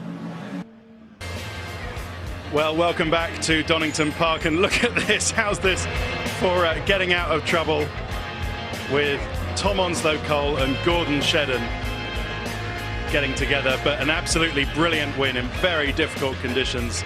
So the man with the new crash helmet, Fabrizio Giovanardi, in the Vauxhall Vectra. Confirmation of the result then of round 8. Fabrizio Giovanardi wins it, followed by his old touring car adversary Jason Plato. Tom Onslow Cole comes in to complete the podium places. Darren Turner came in fourth, and let's look at how that affects the championship standings. Giovanardi manages to extend his lead to Jason Plato there after a very difficult first race for Giovanardi. He's back on top, and Gordon Shedden is still in third place ahead of Matt Neal, Matt Jackson and Darren Turner. Let's go down to Janie Omorobi. Yeah, well, Jason, you just said to me, back in the room now. yeah, look into my eyes. 1, 2, 3. Yeah, I mean, great result for us with maximum ballast on. I was, if I'm really honest, I was a little bit overly careful at the beginning. Didn't want to throw away the good work we've done in race 1. But once it dried out, then our pace was good, I think. And I think I held the fastest lap for most of the race until I think 2 from the end, and then Fabrizio pit me to it. But pleased with 445 kilos to, you know, almost maintain where we are. So second is good for points. And how difficult was it? The conditions looked so slippery. It was tricky. It was really tricky, and I was a bit soft in the conditions. I'll learn next time, but you know, it's so easy to make a mistake. And one of the things we have with our car is when the conditions are like this, we don't have the same throttle response as, say, a petrol car would, because we've got a turbo and it's diesel. So it's difficult for us to find that last little bit in those sorts of conditions. But great results for the team. Second is good. Oh, well, I thought that was Fabrizio. Yeah, we're just going to talk to him now. Let's bring you in, Tom. I just heard you talking there about the conditions, but again, you got another podium. I know you were disappointed first time out. Feel a little bit better, or just still not quite there? Yeah, no, I'm on the up. I'm feeling a bit better. 2 podiums in today already is a really good start to the weekend, obviously, and it's a shame we haven't quite got that elusive win yet, but we're still working on it, and we've still got the 3rd race today and a long season ahead. It's just good to be scoring consistent points. And kind of, I mean, I can't imagine what must have been going through your mind and the mind of everyone in your team, just thinking, shall we go to wet? Shall we stay on slicks? Oh, crikey, the decision. It was very deceiving, because actually on the screen there wasn't actually that much rain. It just looked like a few drops like we've been having all day. But as soon as we got off the line, you soon realised that it was actually seriously slippery out there and really greasy. It was a tricky situation, but we came through. OK, thank you. Thank you. Good stuff. And we have the winner and Tom Onslow-Cole's teammate, Fabrizio Giovanardi. Congratulations. When did it start to rain? About 5 minutes before the race started, and by then you couldn't change your tyres. Yeah, it's very struggle, because you don't know what is the condition of the circuits. But 2 years ago I have the same condition, so I was close to win. I had a very strange finish with Donington, so I was happy, because I love this kind of condition. It's very slippery. It's not easy to control the car, and I think the driver that make less mistake than the other one could win. So let's have a look at the moment you took the lead then, Fabrizio. It's coming up on this monitor here. Talk us through it. Yeah, and I think Jason, without any reference point on braking, he just slapped. He was out in the braking, and I was able to overtake him. It was very strange, because without any reference, without any driver front, it's not easy to know when's the point to brake, so the speed to keep in the corner. Yeah. Okay, well listen, as another aircraft goes into East Midlands Airport behind us, that's going to make it a bit slippery for the 3rd race. But here are the numbers for the draw for the 3rd race of the day. Now this is what you need to look out for as to who's going to be on pole position. Number 6 will be Andrew Jordan. Number 7 will be Adam Jones. Number 8, Chris Stockton. Number 9, Gordon Shedden in the Honda. And number 10, that means that Jason Hughes will be on pole position. Okay, now listen, we tried a lot of things. We're back on the ping pong balls, but we are trying to, let's just say, make it slightly more exciting. So please, ladies and gentlemen, welcome Layla to the stage. Layla, this is very good. I can't tell you how excited I am by this. Fabrizio, you have to put your hand in, give the balls a swirl, and then pick one out. And he has picked up number 9. There we go. Number 9, that is Gordon Shedden. I'm not sure that's great news for you, actually. Out of all the people you could have picked, you've picked a guy who's actually in one of the really quick cars. Well, anyway, it's down to you. It's your fault. But have a good... 9. No, it's not 6. It's 9. Thank you very much. Thank you very much, Fabrizio. Let's go over to John Hindhoff, shall we? Thanks, Ted. Yes, well, let's have a look to see how that's affected the grid for round 3. Gordon Shedden and Chris Stockton on pole position. Chris with that new Seat. Heavens, what a start that is. Adam Jones and Andrew Jordan on the 2nd row. Tom Chilton and Darren Turner on row 3. Now behind them, things are shaking up too, with Onslow-Cole on 4 with Jason Plato. He will be looking to do better than that. Giovanardi really needs to fight his way through, but we've seen he can. Then it's Hughes alongside him in row 5, with on row 6 Matt Jackson and Stephen Kane.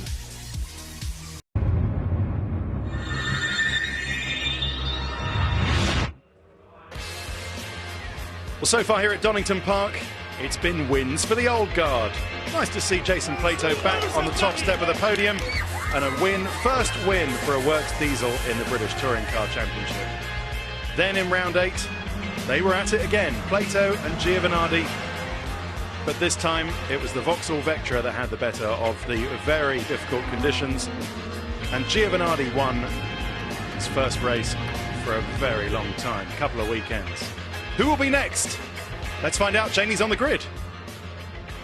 Certainly am. As you can see, none of the cars are here yet, so I think they're just about to come down the pit lane, but it's all a bit hectic. And let me actually see if I can find, or let's have a look over here. I want to have a chat with you. Come over here, because I've noticed Adam Jones has got a big fish where a car should be. Just talk to us about, what on earth is that about? Well, on Wednesday we went to Donington Manor Park just for some fun with some of the other drivers, and it was filmed by ITV television, and Adam won the fish. So now, throughout the rest of the year, the fish is on tour with Team Aircool. And of course, in this weather, a fish isn't a bad thing to have, is it? Well, it's ideal, really. If it rains more, maybe the fish will do well. But Team Aircool will be there. Okay, thank you. I want to have a chat with Mike. Hello. Giovanardi, last race, fantastic win for him. Yeah, well, I did predict that would happen, actually, because he was pretty angry with himself after the first race, and he started 8th on the grid with no ballast at all, so I sort of said he'd be certainly on the podium, and fingers crossed for a win, and he drove brilliantly. But of course he's got all that confidence and experience to draw on. He's been doing this game for a while. He is probably the world's best touring car driver, alongside perhaps Ivan Muller and Andy Priaulx, but he's one of the top three, and he thrives in those sort of conditions, so we can always rely, we can nearly always rely on him to do well for us. So he's P8 here now, but he's got a lot of weight on board, 45 kilograms, and it might just be enough to keep him back a bit, but still a podium is possible. Okay, thank you. Now the cars finally have turned up, so let's see if we can just jump over a few tyres. You did well there to keep up. Adam Jones, really close to the front now. This is where it's all going to count. Yeah, we've had a consistent run today, so we've collected lots of points, which has been good. The conditions are very difficult now, like it was in the start of the second race, so it's going to be a big gamble. We're going to see a lot of cars flying all over the place for this one, because it's going to be really tricky and everybody wants to get as many points on the board as possible. Okay, thank you. Gosh, do you know, I can just hear drills going, people are changing cars. Let's see, can we come around this way? I want to have a quick chat with Chris Stockton, because obviously they've changed their cars. We're Lexus and now they're in a Seat. Chris, talk to me about the change in the vehicle and how you had to adapt your driving style. I haven't managed to adapt my driving style yet, unfortunately. Our drive pace probably will improve. I've never even driven a road car, a drive car, probably a hire car when on holiday, but that's the only time I've driven one. The wet just sort of, it played into our hands, really. We need to go testing to get to grips with the car. And are you going to have any chance to do that before the next round? Yes, yeah, absolutely, definitely. We just haven't had time to test prior to this round, because I've had big work commitments. Also, we only sort of had the cars 10 days ago, so it's taken quite a lot to, although they were pretty well prepared, it's taken a bit to get them fully ready for us. Crikey. Could you imagine trying to get to grips with a brand new car, front wheel drive, something you've not really got an awful lot of experience with, in these conditions, in the middle of a touring car race, one of the most competitive championships there are in the world? Let's have a quick chat with Gordon Shedden. He's just having a little drink. Can I move that? No. Yeah, thank you, Gordon. Wanted to just have a chat with you because, of course, you're on pole now, heading into Redgate. That's where we've seen instances in the past. It's important to get a really good pole shot here. Yeah, it's going to be really, really tricky in these conditions, you know. It's absolutely treacherous, especially in cold slips, so it's about time you consistent on tyres now. And of course, I can't imagine all the things that are going to be going through your mind when you've got the rest of the pack behind you and you're all desperate to get through, especially with the reverse grid. Yeah, just get going and make sure, hopefully none of them get near me. Fingers crossed. Okay, thanks a lot. Well, as you can see, the weather is going to be decidedly changeable. We've seen it start off wet and then get a little bit dry. Who knows what's going to happen? We have got round 9 coming up for you next after the break.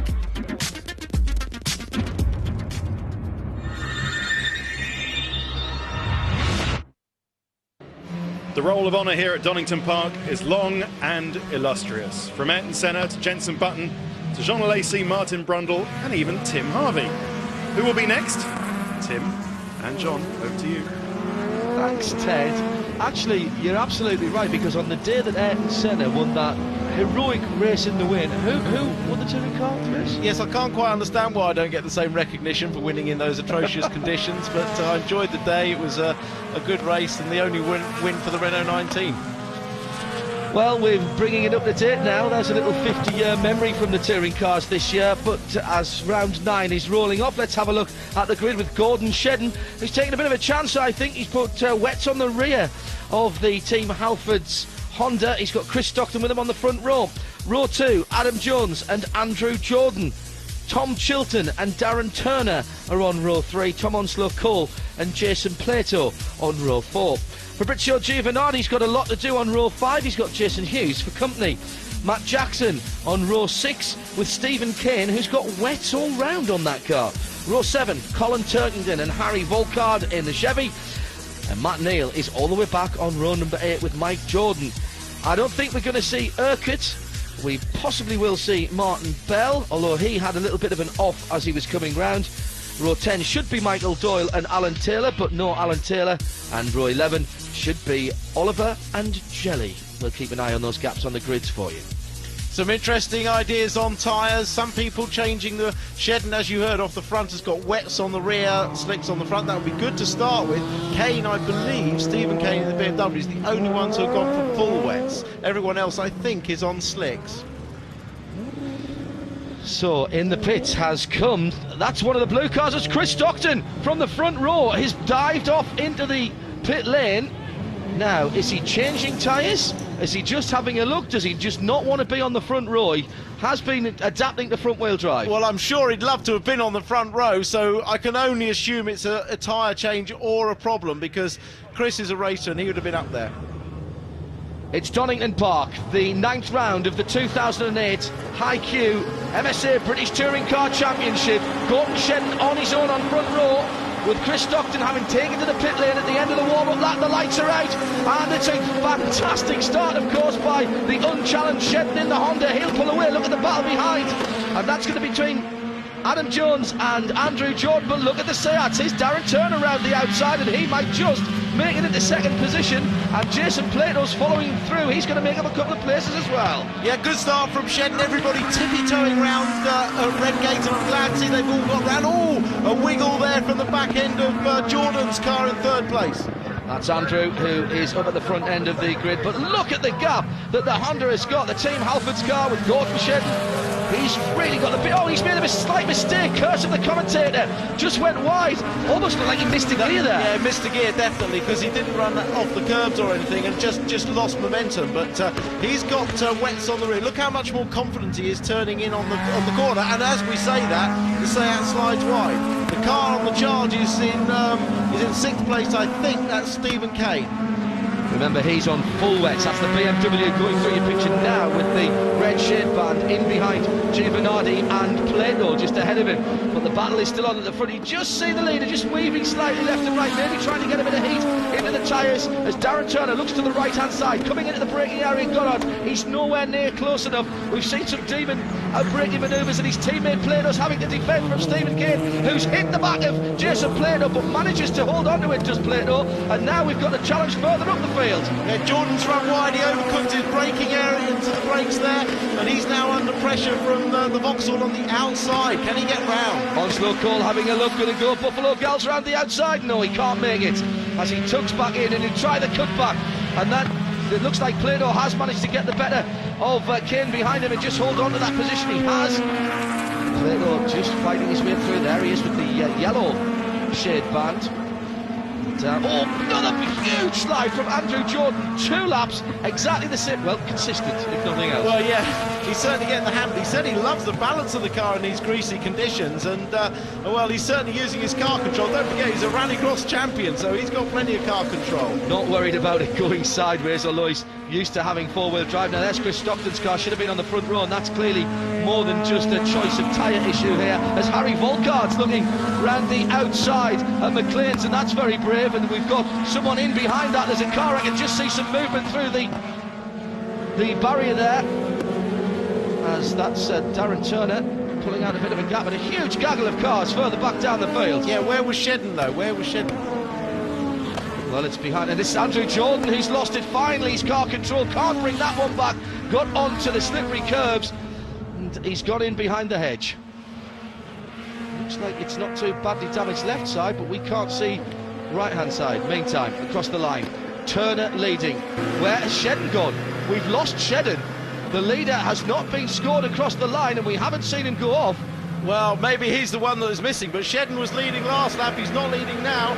Turner's leading, and from Onslow Cole, Plato and Stephen Kane up to 4. Stephen Kane won't be in fourth very much longer. I'm hearing now that there's a 30-second stop and go. That's Collard, he's in the gravel, keeping it going, trying to keep it going. There looks like there's quite a bit of rain down in that area, down at the old hairpin. The wipers are on. The guys don't normally use the wipers because they use a solution to make the water run off the screen unless it's quite bad. So clearly they feel it's pretty wet down there. 30-second stop go for the 24 car, which is fourth position Stephen Kane. That's going to drop him way back. And remember, Plato got one of those at Rockingham when they were working on the car too late on the grid. I wonder if that's the same thing. Yeah, and I did see Shedden actually coming back through. He was passing Harry Volkart further back, so he is working his way back. He must have had a moment and gone off. There he is in the background, coming onto the straight again, passing, I think that's Stephen Jelly now. It is indeed, as he fights his way through. And remember, he has got the wet tyres on the back, which gives him a little bit more confidence as he turns in. Matt Neal was around there as well. He's managed to pull further forward. There he is. He's the next one further. Now we're hearing now that it was a straight on at the chicane moment as Matt Neal is trying to get past Adam Jones in the 21 independent Seat. That's the petrol powered car. There's the stop and go. This is going to feel like an eternity. An eternity as he sits there doing nothing, absolutely nothing he can do. It's a real shame because he clearly had the right tyres on for the conditions. It was a brave call, a gamble if you like, to try and get a result, and now obviously his race is ruined. Now looking back, Harry Volkart's taken a very unconventional line through the old hairpin, gone very wide. Shedden, Neal and Jones, the battle there. There's Shedden and Neal fighting their way back through the field. There's a close battle here, and it's still very greasy. And don't ride Shedden out of this. He could still, if the rain continues or a drizzle gets worse, he could still be in this. Turning just ahead of them in the Team RAC BMW 320. He is already gone under the cosh. The BMW is just not laying in the damper conditions, Tim. They haven't really got the grips with it, no pun intended. They really struggle. They do struggle to get temperature in the tyres, and temperature in slick tyres on a greasy track is absolutely crucial. And who was that? That's Chris Stockton again pulling out of the way. Stockton's pulling off, but I think Shedden was across the grass as well. And he now comes across in 6th place in front of Matt Neal. Darren Turner is leading by just about a second. He's got a little bit... well, it's not a second now. Look at that. Look at that. Onslow Cole's got his down. Look how slippery it is down there. Remember, the Vectra is slightly longer wheelbase. Remember how good it was at Rockingham in the wet. Onslow Cole is desperate to get a victory here. And Plato is absolutely throwing his car out the corners. This TDI, remember, historic first victory last time out for a TDI in the British Touring Car Championship. Those are the two leaders. First is his teammate, second Tom on Loco. Tom, you get the feeling that Tom really wants to make amends for that mistake earlier on today, and he's really putting pressure on Darren Turner. He certainly does, and I mean, he's still carrying 27 kilos in this race, but as I say, in the greasy conditions, it's not such a drama. The turbo diesel Seat, on the other hand, actually carries more weight over the front axle, so it gets good temperature in the front tyres in these conditions. We're looking at two drivers there, Tim, really, who feel they have a point to prove, because Darren Turner had a slight mechanical problem and didn't have full engine power in one of the earlier races, so he felt that the car was very well balanced and it was going well, and he'd actually gone well in these intermediate and difficult conditions. Well, Darren is perhaps the unluckiest driver in touring cars, isn't he? So it's no surprise that it was his car that had the problem with the hose clip. But, again, he would love to win this race. His teammates won a race today, and he previously had the best finish at Rockingham for Seat, so it'd be nice to have both of them win.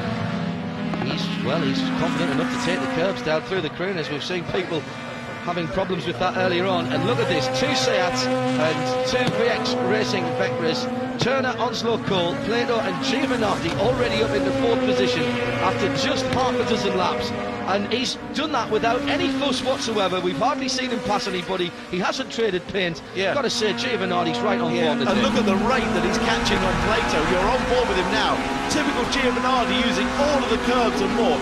Now, you're always told to stay off the curbs, but you can use the inside curb in the wet. It's very good, in fact. It actually hooks the car into the corner. What you mustn't do is run over the curbs on the outside, because then you just get drag wide and lose momentum.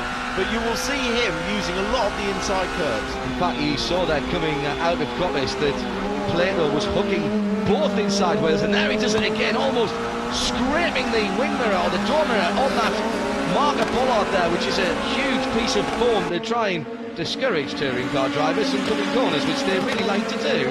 Yeah, now you see both the Seats are using their wipers, the Vauxhalls, and you saw on board with Giovanardi the water just beading up and running off the screen. They don't need to use their wipers. Look at the tension in the Seat pit, and we're only 7 of 16 laps, good heavens. Why is it always the ladies that hold their head in their hands? I'm never sure about that. Down to the old hairpin. Plato now has got a real... Oh, well, look, they're both challengers, but here's Giovanardi. He's tried this before and he ended up on the grass. Can he hold it together? This time he has done, and he's in good position now. But up the hill to McLean's. Oh, he's got it done even before they turned into the right-hander. That's a copybook Donington overtaking manoeuvre. That was brave, because as you say, in the first race he went wide and got out on the grass and it cost him the race, but he braved it out there, and to be fair, Plato gave him room. Yeah, that's nice to see, isn't it? These guys at the front really do have a lot of respect for their competitors. Just in the background, a quick flash of orange. That's Chilton in 5th, Shedden in 6th, Neil Jones, Turkington and Jordan, the top 10, as they come back down towards us. Now Adam Jones there in the back in the air-cooled car, the fish car if you like. He's just set the fastest lap of the race. So Adam's got some temperature into his tyres and is feeling confident.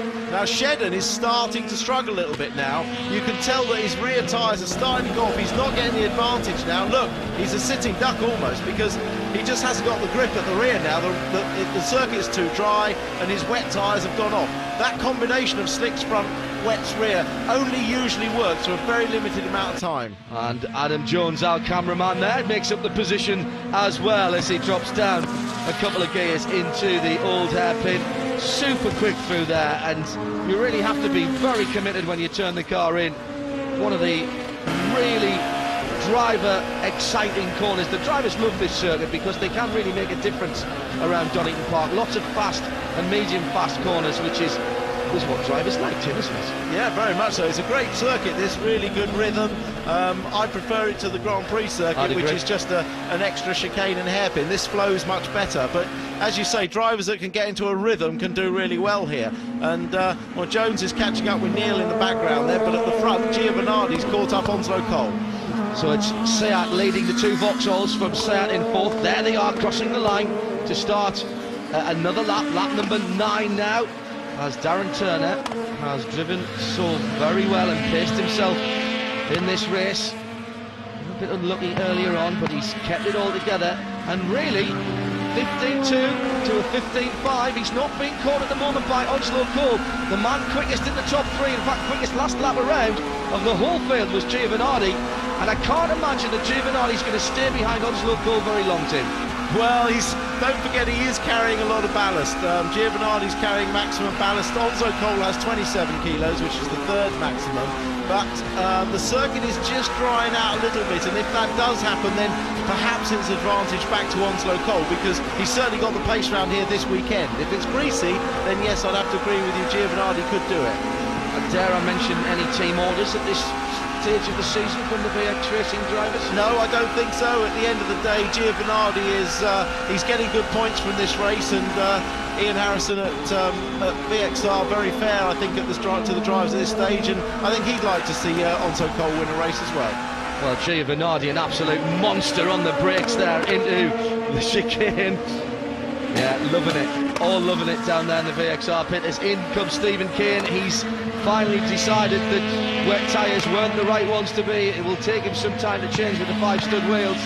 Yeah, I'm surprised that really he went on wets. I know it was a gamble that could have paid off, and similarly surprised about Shedden, because all afternoon the rain has only ever been a little drizzle, and it's never worked out in favour of any cars running on wet, so it was a bit of a gamble. Leading 3 cars have pulled away just a little bit from Jason Plato in 3rd position. He's dropped back a couple or 3 seconds now. There's Darren Turner.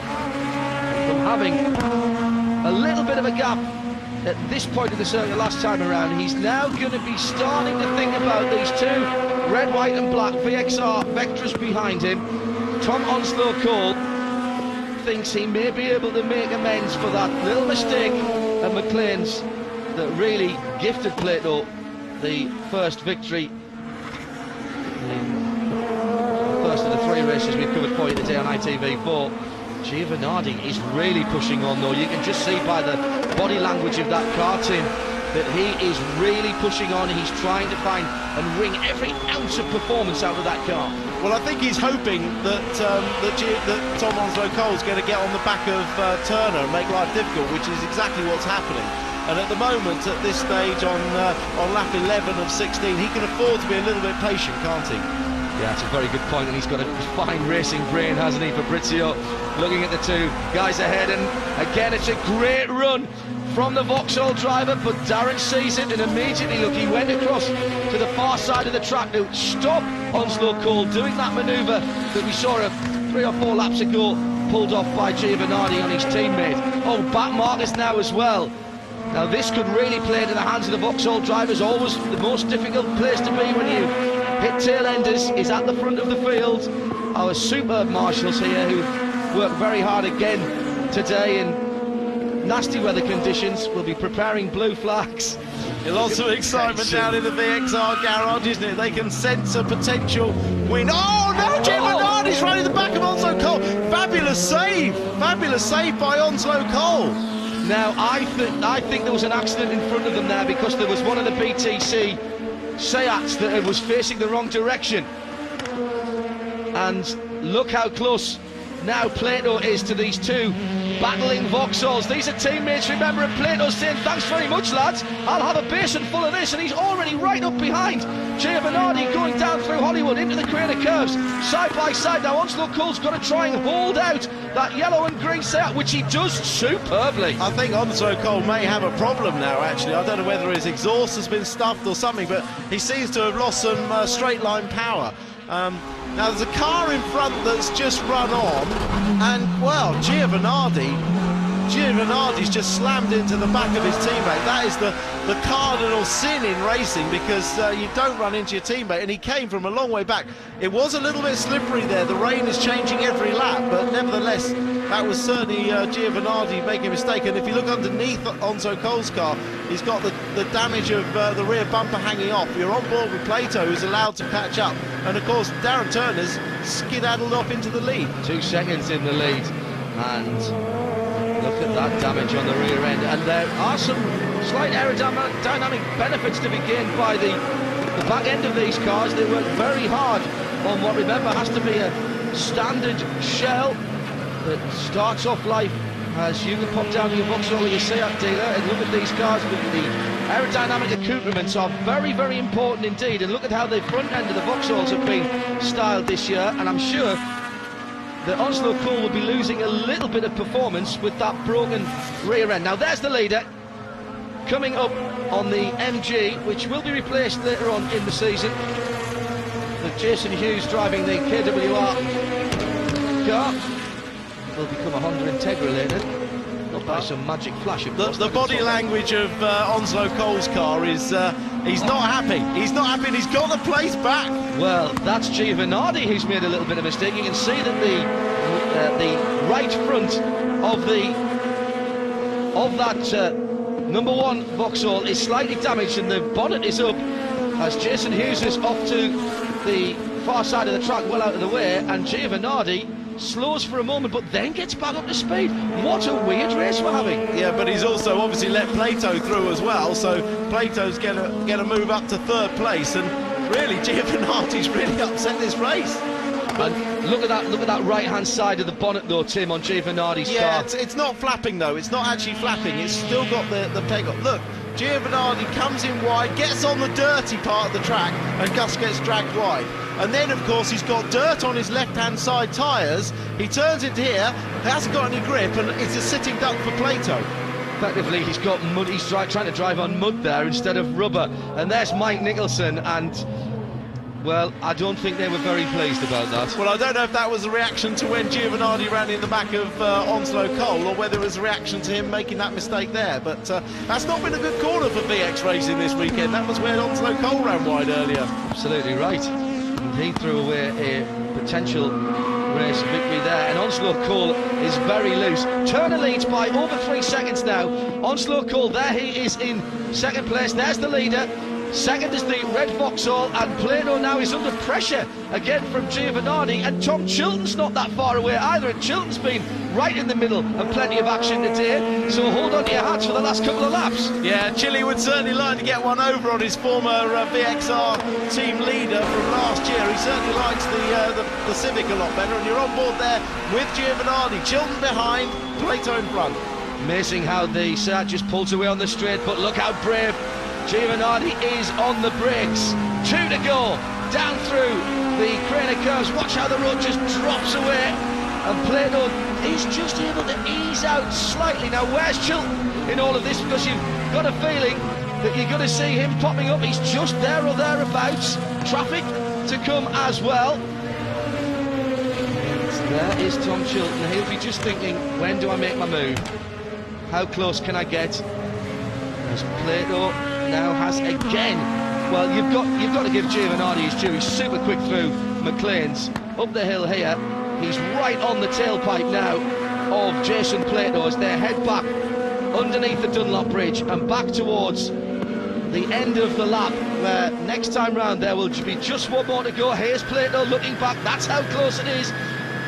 And watch how this car gets bigger and bigger and bigger as Fabrizio Giovanardi is super late on the bridge. He's got a great run out of there. Yeah, very quick through that chicane. I've noticed all week the VXR's been very quick through there. Losing out just at the end of the straight there to the turbo diesel power, but certainly he was quick through there, and then he gains again on the brakes.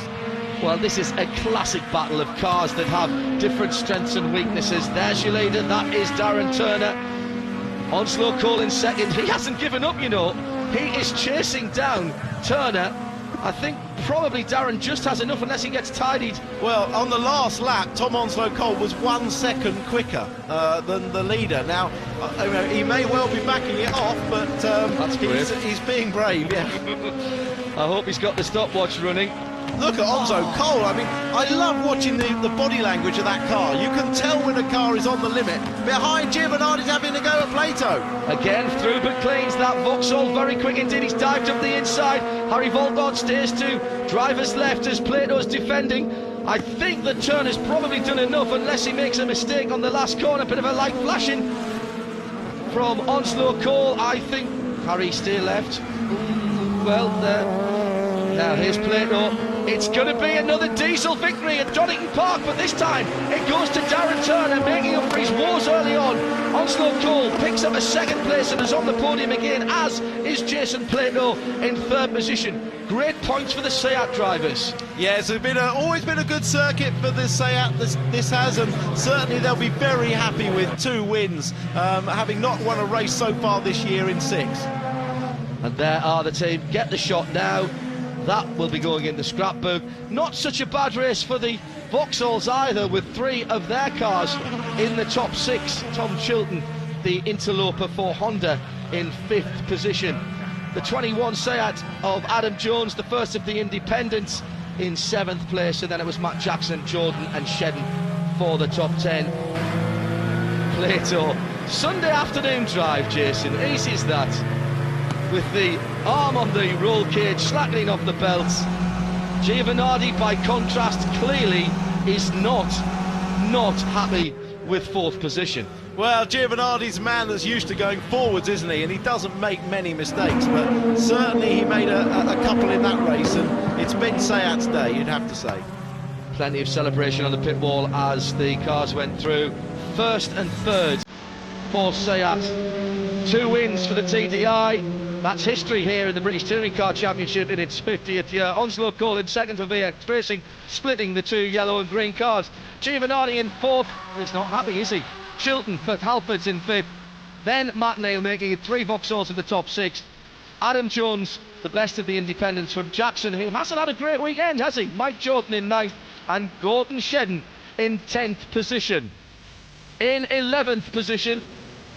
It's we've gone back to the points, and Fabrizio Giovanardi for VX Racing holds on to his lead, but now 75 plays 91 for Jason Plato. Matt Neal up into 3rd position. He's kind of stealthed up there. Gordon Shedden, a decent points haul for him in 4th position, ahead of Darren Turner in 5th, and look at Matt Jackson down to 6th. Great racing here under very difficult conditions, a big crowd to watch round 9 of the High-Q MSA British Touring Car Championship. I think I can just about take a breath now and go down and join some of the celebrations.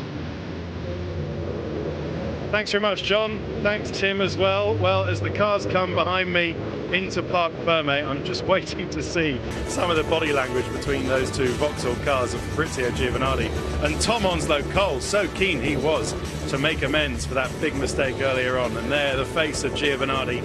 He knows, even though he's still leading the championship, they were good points lost there today.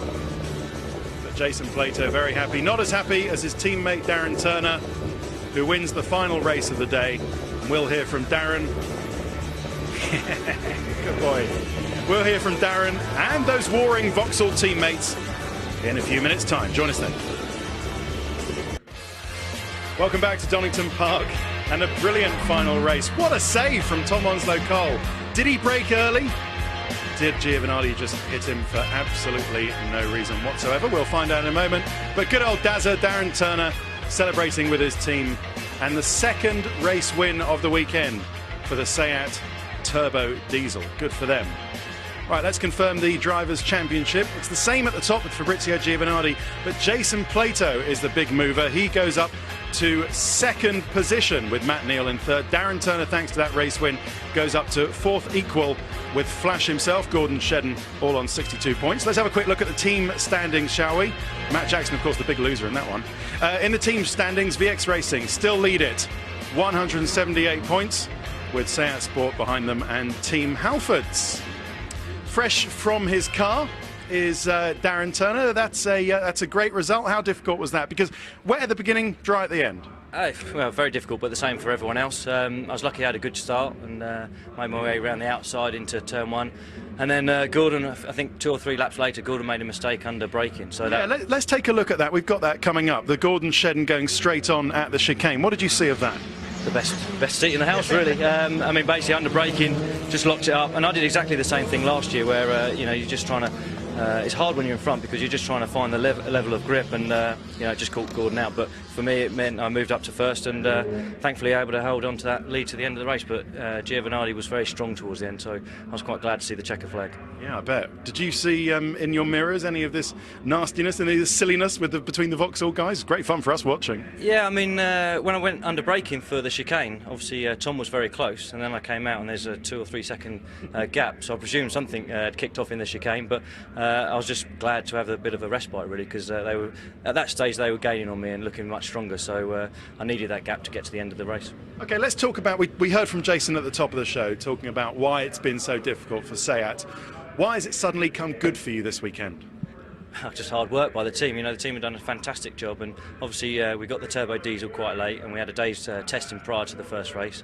And the race weekends are like test days for us, and we're trying to get the most out of the race, but also trying to learn as much as possible about the car. And the guys have done a great job this weekend, because we started off on free practice 1 with a balance that no one expected within the team, and they've dialed it out as the race has gone on, and the car's just got stronger and stronger. So hopefully now we go down to Thruxton, we'll start the weekend in a much better place than we did this weekend. Indeed. Darren, well done. Thank you. Congratulations. Let's go and see who Janie's got down in the pits. Can't guess. Go on, Janie. I've got Tom down here, and do you know what? Tom, you just got out of the car and you looked almost apologetic. It's still a podium. Tell me what's going through your mind, because you don't look happy. I am happy. It's been a fantastic weekend for me. It's been a solid result. But I mean, all the drivers, we want to win, yeah. And I won't be beaming until we're winning. And you've come from a championship where you're used to winning as well. Yeah, back in 2006, I had a really good run. Clio Cup, winning the championship, and take a lot of wins on the way, and you kind of settle into that groove, and then as soon as you jump up into a touring car, you kind of big slap in the face and get back down sort of thing, and you build your way up, and you're still that racing driver, and so I just wanted to win all the time. You can't win all of them, but this weekend has been brilliant for us. Talk to us a little bit about being shunted by a teammate, because that must have been seriously unexpected. Yeah, it was a little. I think he was just pointing out an area could have gone a bit quicker maybe. He seemed to be catching me in there into most laps anyway, but it's no big deal. A small kiss from Fabrizio, but never mind. Talk us through it. I think we're going to see it on the monitor at the moment. Just see, tell us what it felt like. I was very surprised, because you do feel kind of safe there with your teammate behind you, but it's just one of those things. I guess it's really tricky conditions out there, and we're just faithful we carried on and got the position back. I know you were keen to make amends for your mistake earlier on in the day. Do you feel that you've done that, and have you got a certain degree of extra confidence looking forward to the next rounds? Yeah, for sure. I was obviously gutted to miss out on the win in the first race, but to come away with a second and 2/3 is a really good weekend. That's a strong points haul, so I'm chuffed to pieces with that, and definitely a lot more comfortable and a lot more confident for the next round. Okay, congratulations and thank you. Cheers, thank you.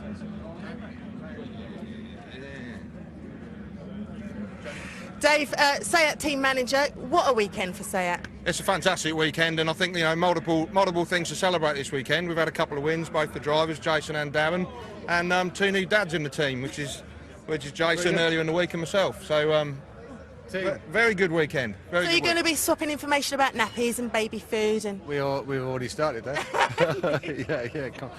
Comparing notes. So talk to us about this weekend, because it has been quite a turnaround for you. This is where your championship starts.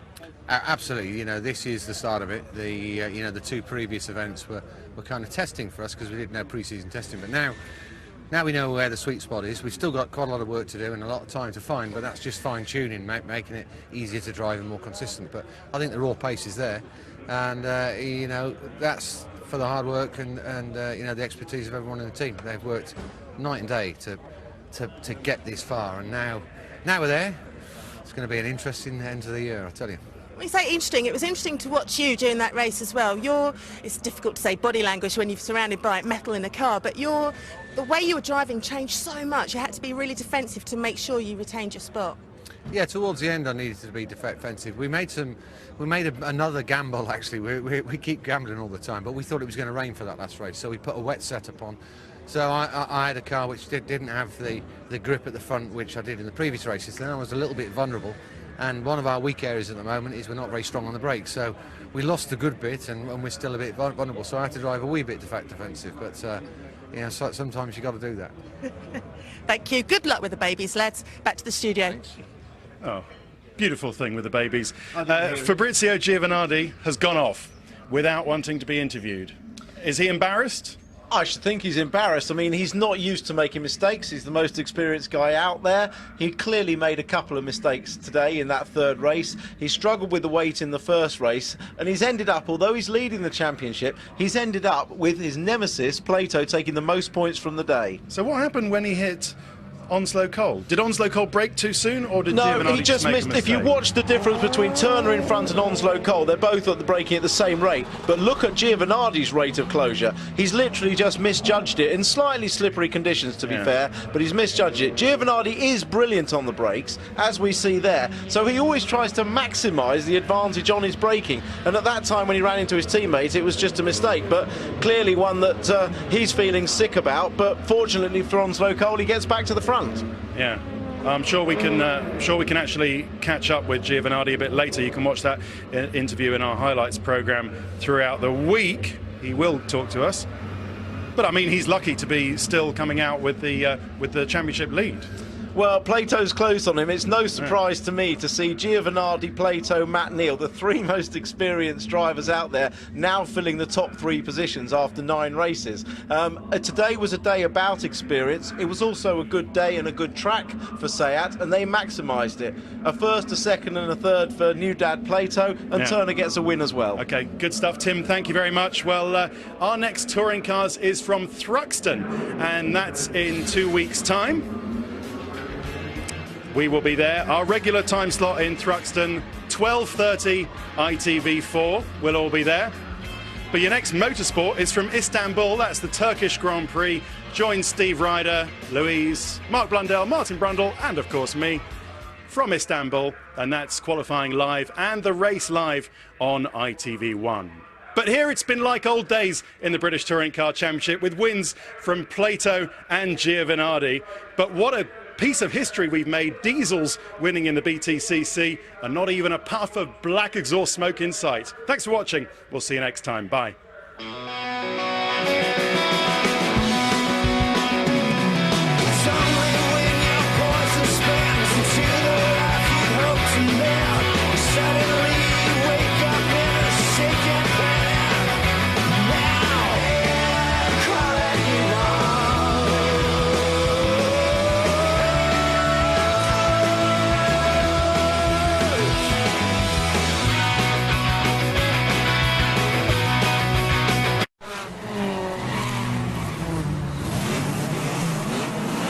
Putting you first. HiQ sponsors the BTCC.